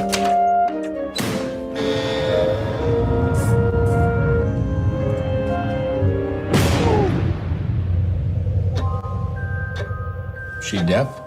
Mute, sir. She can hear you. You clean that lab, you get out. This may very well be the most sensitive asset ever to be housed in this facility. You may think that thing looks human. Stands on two legs, right? But we're created in the Lord's image. You don't think that's what the Lord looks like, do you? This creature is intelligent, capable of language, of understanding emotions.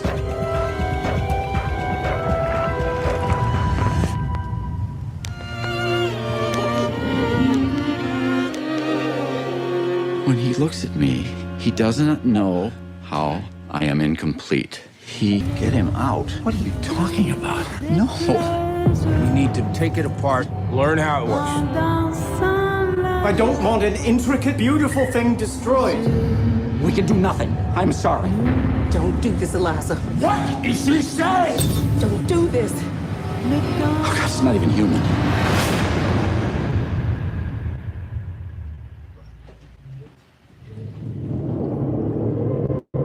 If I told you about her, what would I say? I wonder.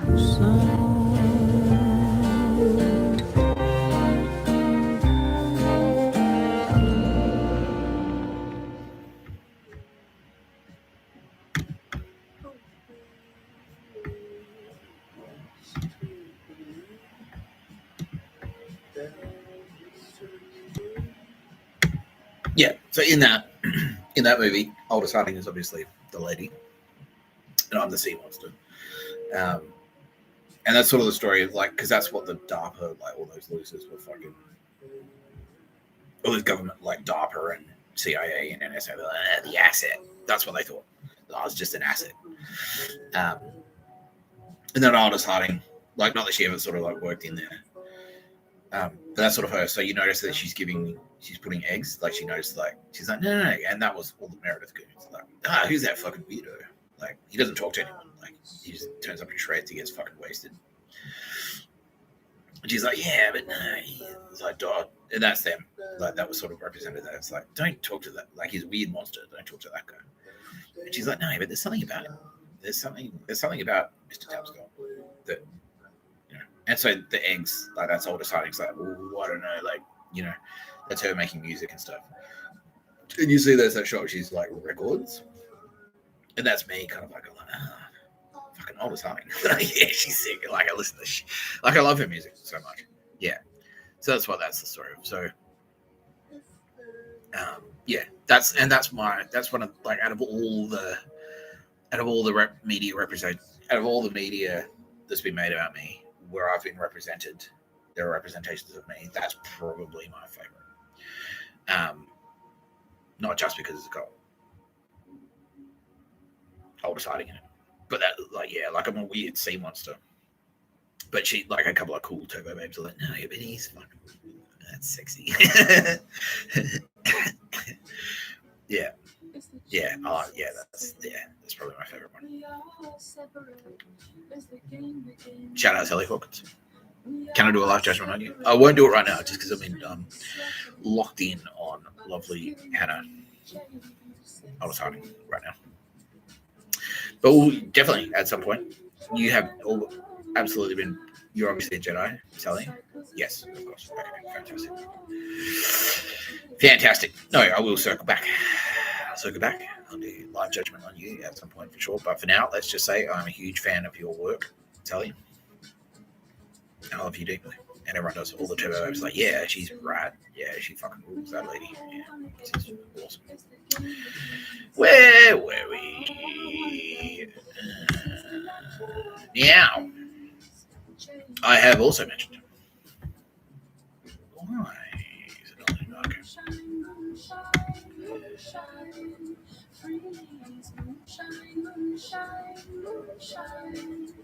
Oh, there it is.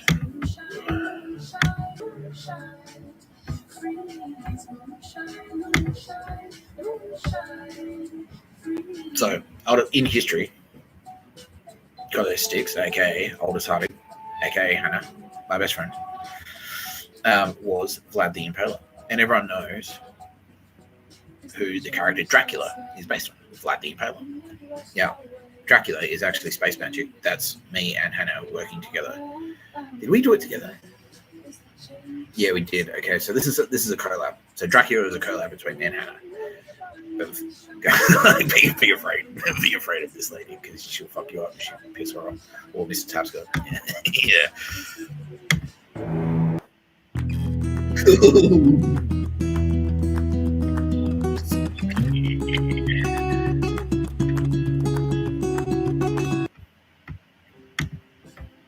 Spooky. So good though, right? Fuck. So good. Anyway, so in that scene, I'm actually Winona Ryder. Yeah. Aldous Harding is Gary Oldman, and I'm Winona Ryder. Ah, damn! I just got a copyright strike. Fuck. That's right. Nah, it doesn't matter. Okay.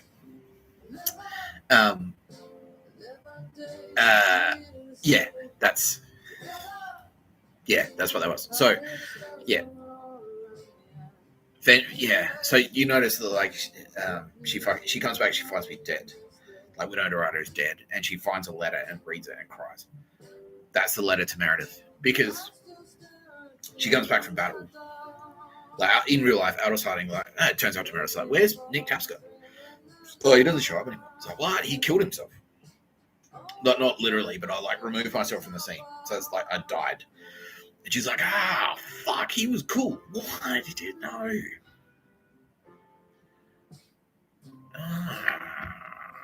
No, that's all right. All right. That's all right. Yeah. Oh, no.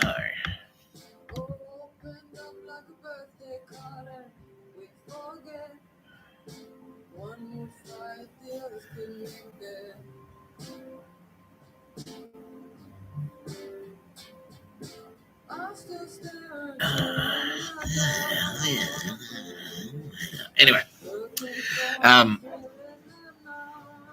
yeah, so that's, yeah, because in real life, I was like, wow, where's Nick Tapscott? I was like, well, he doesn't turn up anymore. And so that's sort of me killing myself, like jumping into the river. That's representative of me just going, oh, fuck this, I'm out. I killed myself. I died. And then Aldous Harding read the letter, and she's like, "Ah, fuck, he was awesome. Like, and you losers fucked him up." Now, also in the letter is my blood. So that's why she drinks blood. She's like, she read the letter and went, this is sick. That's her drinking my blood. That's how the sort of symbolism breaks down there. But yeah, that's why she's like, yeah, don't fuck with Mr. Tapscott, because Aldous Harding, aka God F6, will fucking rise from the dead and drink your blood. She'll be like, oh, I want your blood. Yeah. Yeah. Anyway. Yeah. So that's Dracula. That's her favorite representation of herself. Yeah. It's like, no. Yeah, okay.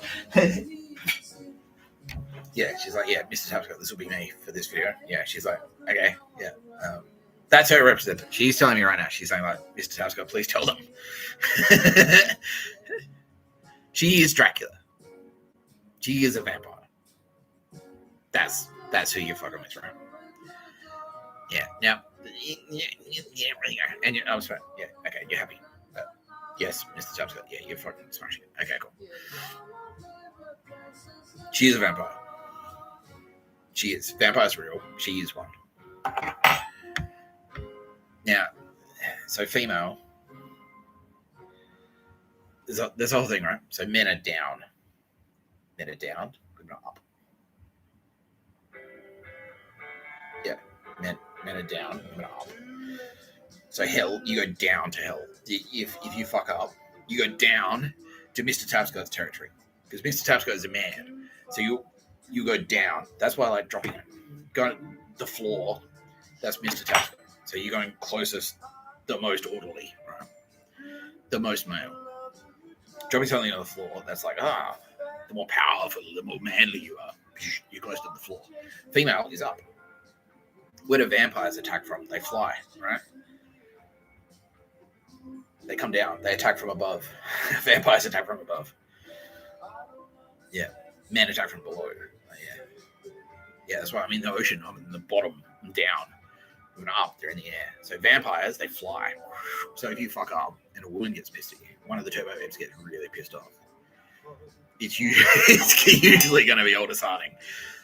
She'll fly like a vampire. Like, she'll be from above and attack down. Yeah. Vampires. She is a vampire. She is the vampire. She is Dracula. She's head vampire. That's why witches fly. They fly on fucking broomsticks. They don't like tunnel underground. They don't do that. They fly. Yeah, witches fly. They're vampires. Witches are vampires. Because they attack from above. Yeah.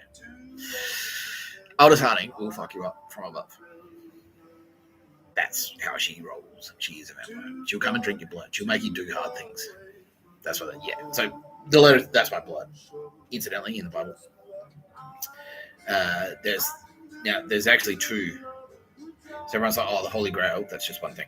It's the blood that caught the cup of Christ and the cup that Christ used at the Last Supper. But that's not true. There are two cups. One of them is the cup from the Last Supper. One of them is the cup that caught the blood of Christ. There are two cups. One of those cups is the Holy Grail. That's drinking the water. That's the CV with drugs in it. The CV with drugs in it is the Holy Grail. If you drink water from the cup of Christ, because it's water equals achievement. If you read my CV and you see all the fucking achievements on it, and you drink it, like you read it and you get it. Oh, that's cool. He's cool. You get eternal life. That's what it means. Like if you drink the water from the cup of Christ, the cup of Christ is that letter because it's made out of wood. I'm a carpenter. I've created the cup. It holds the water. The letter, the CV is the cup. It's holding the water of Christ, the Son of Man.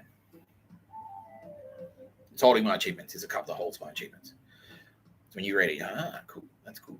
That's the Holy Grail, right? Now, the cup that holds the blood of Christ is the letter to Meredith. So that's it. If you read it, he's like, oh, the Last Supper. So Christ had a Last Supper. And he said, all right, drink this wine. This is my blood. Drink my blood. That's the letter to Meredith. Because on that CV, this is like, I bled at that festival. Like I fucking shed blood. Like, I shed blood. Like, I was attacked. I was wounded and I fucking bled. And also I pushed back and I attacked back. And I spilled others' blood. I spilled the blood of others. So there's blood. There's the blood of Christ. The letter to Meredith. That's the blood of Christ. That's where that comes from. Yeah. So Aldous Harding read the letter and went, oh my God. And she drank the blood. She drank the blood of Christ. Yeah. She's like, I got no taste for that. And now she's drinking it right now. Yeah. So all that shit, like, yeah. All those videos on the street that I made, I was like, send out you must feel back burgess, 'tis wargans, and forth you must feel some warriors. That's me. That's my blood. I'm spilling my blood on the street. Yeah. Oh, fucking blankety blanky, you cunt. Like, you know, and they're pushing back, like, you know, fuck you, Nick Tapscott. Like, you know, getting arrested and shit. That's my blood. I'm spilling blood. Like, yeah. So if you've been eating up all that content, like, where's Shinzo? You're drinking blood. You're drinking blood. That's what you're doing. That's her favorite flavor. She's like, yes, that's the shit I want. I want that shit, Mr. Tapscott.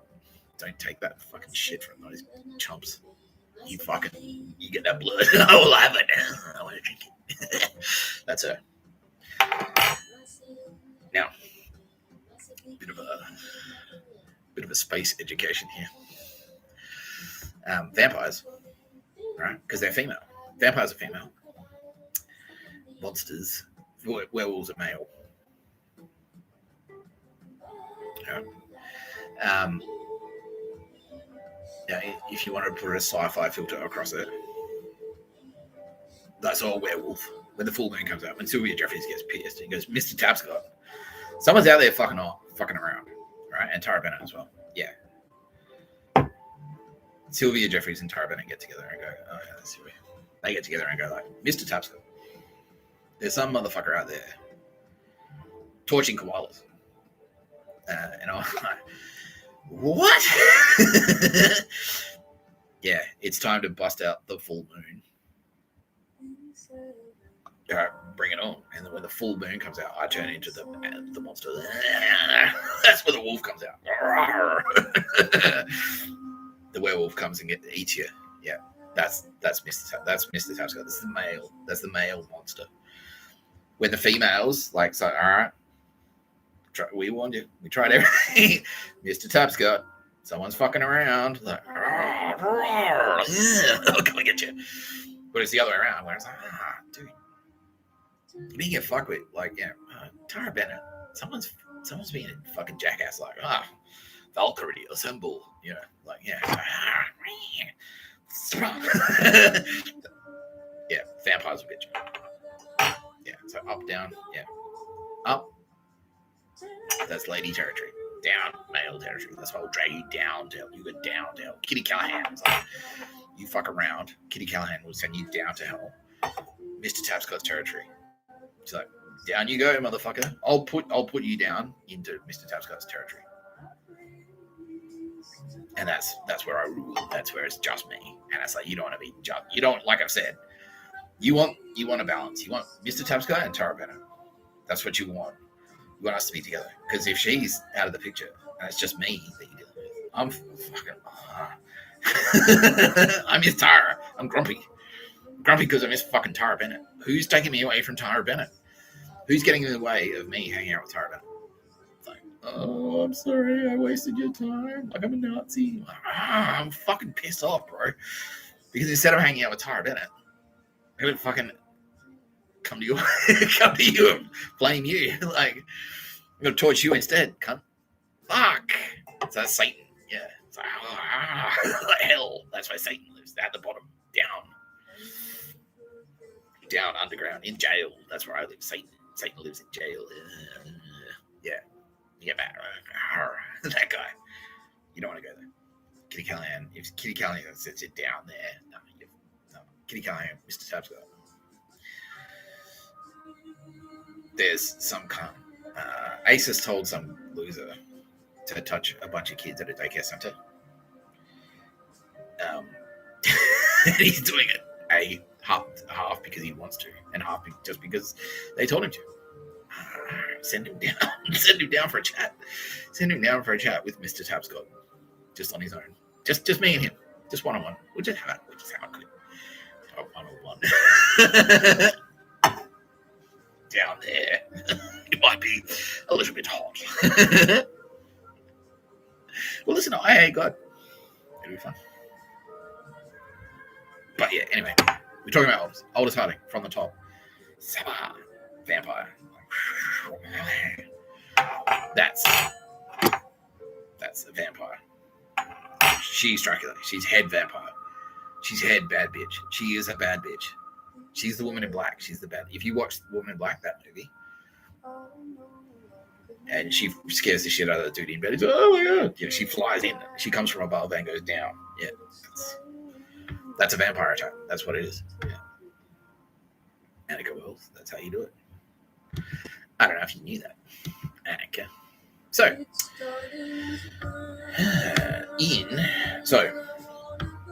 in modernized mythology, in the modern era,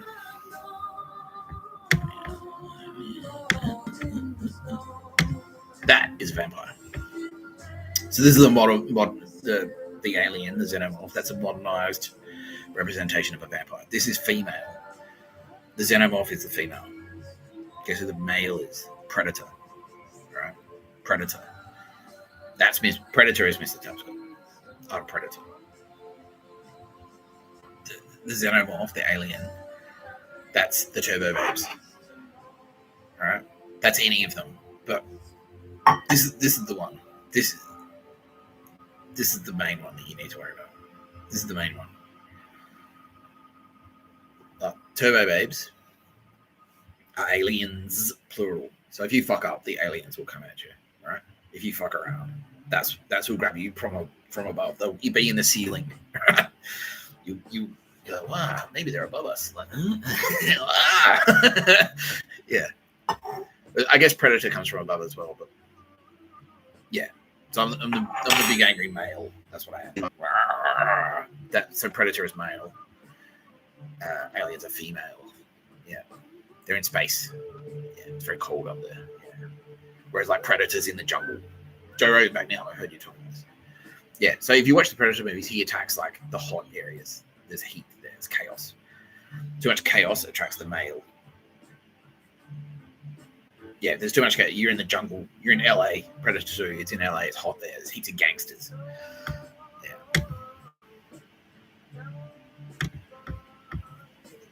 Yeah, that's what attracts the Predator. What attracts the Predator is too much heat, too much chaos. The Predator arrives to restore order. So that's what was happening in Sydney. There were too many Andromeda goons. There were too many Yakuza. There were too much cartel. Too much chaos. The Predator, Mr. Tapscott, fuck you cunt, runs around, restores order. Luke Skywalker blows up the Death Star to just restore order. There's too much chaos. Too much order, too much masculinity. Masculinity is order. Too much tyranny, Nazis. It's too fucking cold, right? You get the females because the females are fucking chaos. So there's too much order. Like if you're in Nazi Germany, you get a vampire attack. It's like, nah, this is boring as fuck. Let's fucking spice shit up a bit. Yeah. Aldous Harding. She was like, nah, what is this fucking Nazi German shit? What is this Nazi shit? Anyway, you don't need my permission, Aldous Harding. She would just do it. Like Mr. Tapscott. It's like, yeah, no, you've got whatever you need to do, baby. You're Aldous Harding. You don't need my fucking permission. Too much order, too many Nazis. Aliens. They're in space. It's cold. It's too orderly and cold and boring. And what happens? Aliens. Yeah. Too much chaos. Too much heat. Here comes Predator. Yeah. Meow.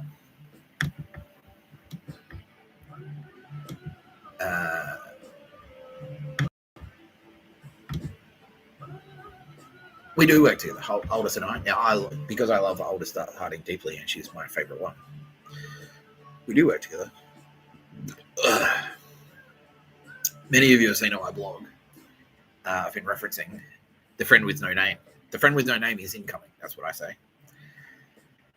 It's like, you're fucking around, bitch. Fuck you. And here comes friend with no name.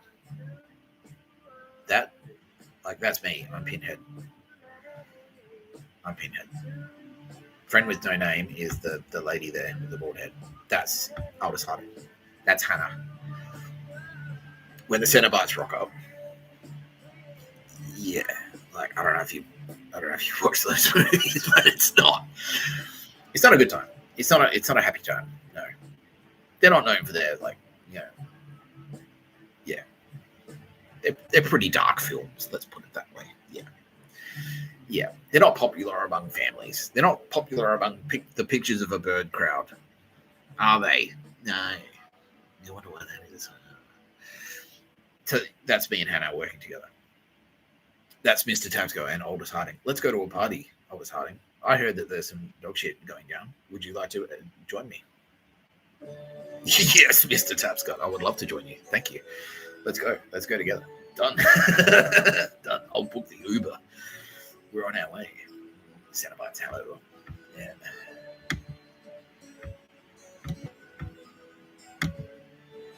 There she is. There she is. That's her. There. On the left. Looking you right in the eyes. That's me on the right with the pins in the head. Yeah. That's Aldous Harding of the Cenobites. Yeah. There she is. Now, check this shit out. If you want a little bit of a space magic bonus. It's so hard to read, Mr. Tapscott. Let's see if I can zoom in a little. Now, this fucked up before, but I'll try anyway. Okay. Yeah. Name. Female Cenobite. No name. She has no name. Age unknown. Past name. Sister Nicoletta. With a double T at the end. See? Friend with no name. She has no name. Name. Female Cenobite. She has no name. This is the friend with no name. This is who fucking turns up if you fuck around. This is who turns up. If you've done something and I'm like, fuck you stupid fucktard Telstra. Like, friend with no name incoming. Ridges Hotel, Adelaide. Like, yeah, send in Mr. Tapscott and like, yeah, you can stay here. And then when I get there at 1 a.m, it's like, get out. Friend with no name incoming. I saw her. Hannah was there. She appeared. She's like, hello, I'm already here. Don't worry. She shares all the powers, like time powers. Yeah, Carly, blood good Carly. That's her. She has time power. I saw her in there straight after that stupid bitch. She's like, I just want you to leave. And then it's like straight away. It's like, hello. Hannah's there. She's already onto it. She was onto it like a year ago. So, I love my work, but what a chore. That's her. Yeah. Mr. Tapscott. And Aldous Harding, the vampire, the friend with no name, was already in there, already working. He's like, I'm all over it, bro. I'm all over it. Don't worry. And then that's straight after that. That's when I went, like, because across the street from the Ridges Hotel that I got thrown out of, after the ADF said, like, nah, you stay there for sure, don't worry. And they stitched me up. And then I went to Ridges, like, you're not staying here. Switcheroo, motherfucker. Like, okay. No, that's fine. And then Hannah was like, hello, I'm already here. That was easy. I went across the street. Where did I go? West Terrace Cemetery. It was across the street. And I just hung out. And then I wrote that thing. The following people are gay. She was me and Hannah, like, we're best friends. I can't say this enough. We are best friends. She is my best friend. Tara Bennett is my best friend too. We're all best friends. Tara Bennett loves Aldous Harding. She's like, yeah, the friend with no name. She fucking rules. If we ride together, wow. Yeah, this is her friend with no name. Anyway, the point is, don't fuck around. Like, don't do it. Don't do it.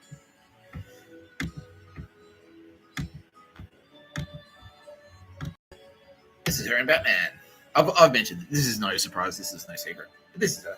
So if you kind of want to get a gauge on her personality, This is based on her. Yeah. So I'm Batman, and she is Catwoman. I'm also the Joker, but she's Catwoman as well.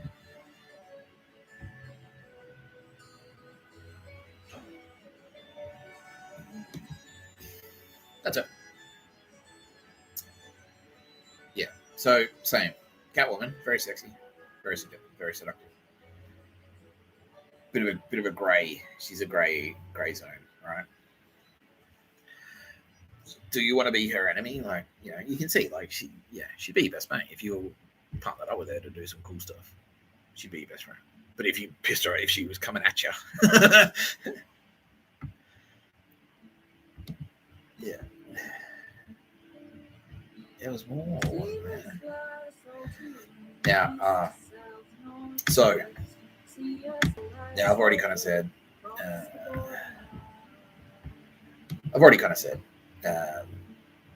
She's entered her hot college professor era, and I'm deeply in love with her. This is young event. Look, so this is Hollis. This is Hannah. This is one of Hannah's angels. We can appear. We can do that. I'm BB Netanyahu, and also Brendan Ward. And Hannah, because she's from Eastern Europe, so Jan Event is actually from Czechoslovakia.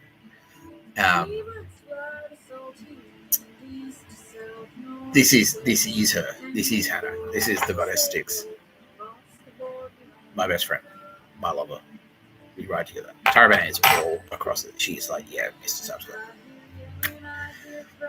You have to, yeah. She is insistent. Mr Tapscott, you must be Aldous Harding's best friend and lover. You have to be. You have to. I demand it. If you break up with Aldous Harding, says Tara Bennett right now, I will break up with you. All right. Now, I always said, like, you know, when I saw Jan Event on TV, I always said, oh yeah, what's her birthday? 9th of May. I wonder if that's number one. I wonder if those numbers are relevant. 69 years old, born on the 9th of the 5th. Anyway, I always said that if I ever met him, when I was a kid growing up, it's like, Jan Event is fucking hot. She's fucking hot. I don't give a shit what anyone says. Dang, everyone says she's hot. If I ever meet her in person, I'm going to ask her to marry me. And then one day, yeah, she came into my cafe that I was working at in Melbourne. She was in there. Like, I didn't ask her to marry me. Anyway, yeah, I was hunting. Yeah, sexy. He's much. No, that's not her. There she is. Oh my goodness gracious me. I'd like everyone to take a moment to bask in the glory that is the beauty of Count Dracula, aka Vlad the Impaler, aka Alien, aka Friend with No Name, aka Female Cenobite. And no, I can hear someone asking, he's like, wait, is she that? Does that make her the boss alien at the end of Aliens? It's like, no, that's actually Tara Bennett. That's what it is. That's her. She's the alien queen. She's the queen of the fucking turbo boobs. Yeah. But yeah, but that's like what the alien queen like doesn't really like. She's sort of like static. Like she lays eggs. That's her thing. The alien that like comes out and fucking comes after you, that's not necessarily the queen. You know what I mean? She's the boss. She's boss bitch. But she's not the one who will come fuck you up. That's Aldous Harding. That's Hannah. She'll be the one that like crawls in the fucking roof and then pulls like game over, man, game over. That'll be you. And that'll be her, like yeah, pulling him in. That's her. Yeah, that's Hannah. That's her. That's what she fucking does, bro. She is young. I'm deeply in love with this woman, especially considering that she has now entered her smoking fucking hot bad bitch college professor era. It's like, yes, if you want a high distinction in my English class, Mr. Tapscott, I'm going to have to give you some personal tutorage. Whatever you say, Ms. Harding. Now, I am extraordinarily hungry. I'm very hungry. Like, literally. And I've ordered dinner and it's on its way. So, I'm actually going to wrap it up right here. Now, we'll just do a quick status check. You've been watching No Pictures of Murder podcast by Mr Tapscott. I'm Mr Tapscott. This episode is basically a giant love letter to Aldous Harding, aka Hannah. Hannah Sienna Top. Hannah Sienna. Yeah, that's right. Sienna. Yeah, cool. Hannah Sienna Top. That's it. What a fucking legend. Unbelievable.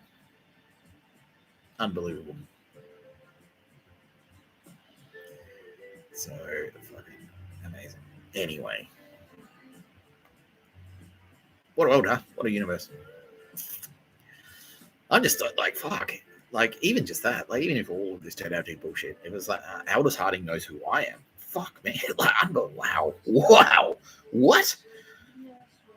Aldous Harding knows Nick Tapscott. Aldous Harding read Nick Tapscott's work. That's fucking awesome. She saw me dance. We danced together. Apparently, we danced together. Yeah. She was like one of the ones on the dance floor that I was like flirting with and shredding near her. She's like, who the fuck is this guy? Like, yeah, I was like, amazing. I didn't know that. I had no idea. We have to hurry up. Get your fucking on. Get your ass over to Sydney. We'll go to Club 77. Honestly, we'll have dinner at the Rex and then go to Club 77. It'll be fucking, yeah, we'll take over this fucking town. We already have, but yeah. Now I'm sure you're also noticing all the Mr. Tapscotts that have surrounded you. Yeah, she's like, yeah. So she's doing the same thing that I've just done, which is like, oh, that chick in my life was Aldous Harding. That chick in my life was Aldous Harding. Sick. She's always been there. Yeah, she's like, yeah. And now she's doing the same thing. She's like, wait, that dude was Mr. Tapscott, and that dude was Mr. Tapscott, and that, yeah, she had a dog that was Mr. Tapscott. He was probably a cool dog. Yeah, he was. Awesome. I love you, Hannah, so much. I would like to thank Tara Bennett, who was always with me, represented here by the candle. I love you deeply, Tara Bennett. Don't forget, everyone, we're getting married. Kitty Callahan, represented here by this Granite Island Cup. She's always with me. My producer, Sylvia Jeffries, in the booth right now, crying because of the beauty of my words about ugly things. Not Hannah, though. She's beautiful.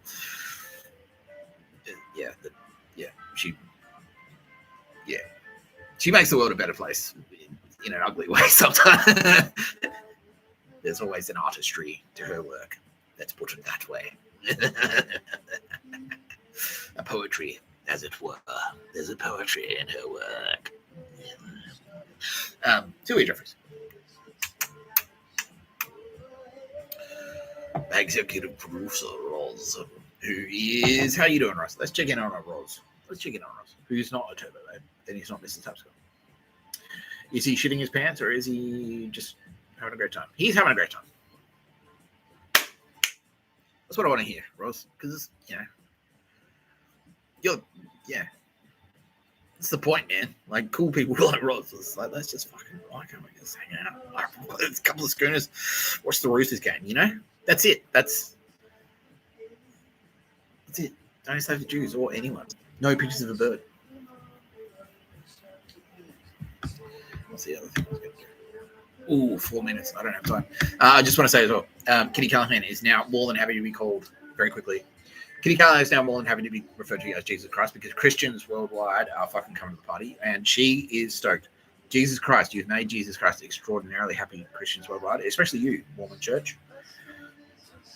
Mormons, you fucking legends. Thank you. Thank you for coming to the party. Christians, we love you. Kitty Callahan, you can start praying again to Jesus Christ. Jesus Christ is now happy to be Jesus Christ again. Yeah, he's like, she lifted the embargo. Kitty Callahan lifted the embargo on the use of the word fucking Jesus Christ. Because now she's like, wait, Christians are great. It's just this like thin layer of scumbag at the top who are greedy, and then most 99.9% of Christians are actually legends. Yeah. So thank you. There's a big kiss from Jesus Christ to all you Christians out there. Bang. You're watching No Pictures of Murder podcast by Mr. Tapscott. I'm Mr. Tapscott. Don't insult the Jews or anyone. No murder. No pictures of a bird. This is Mr Tapscott signing off, about to eat a fucking delicious burger.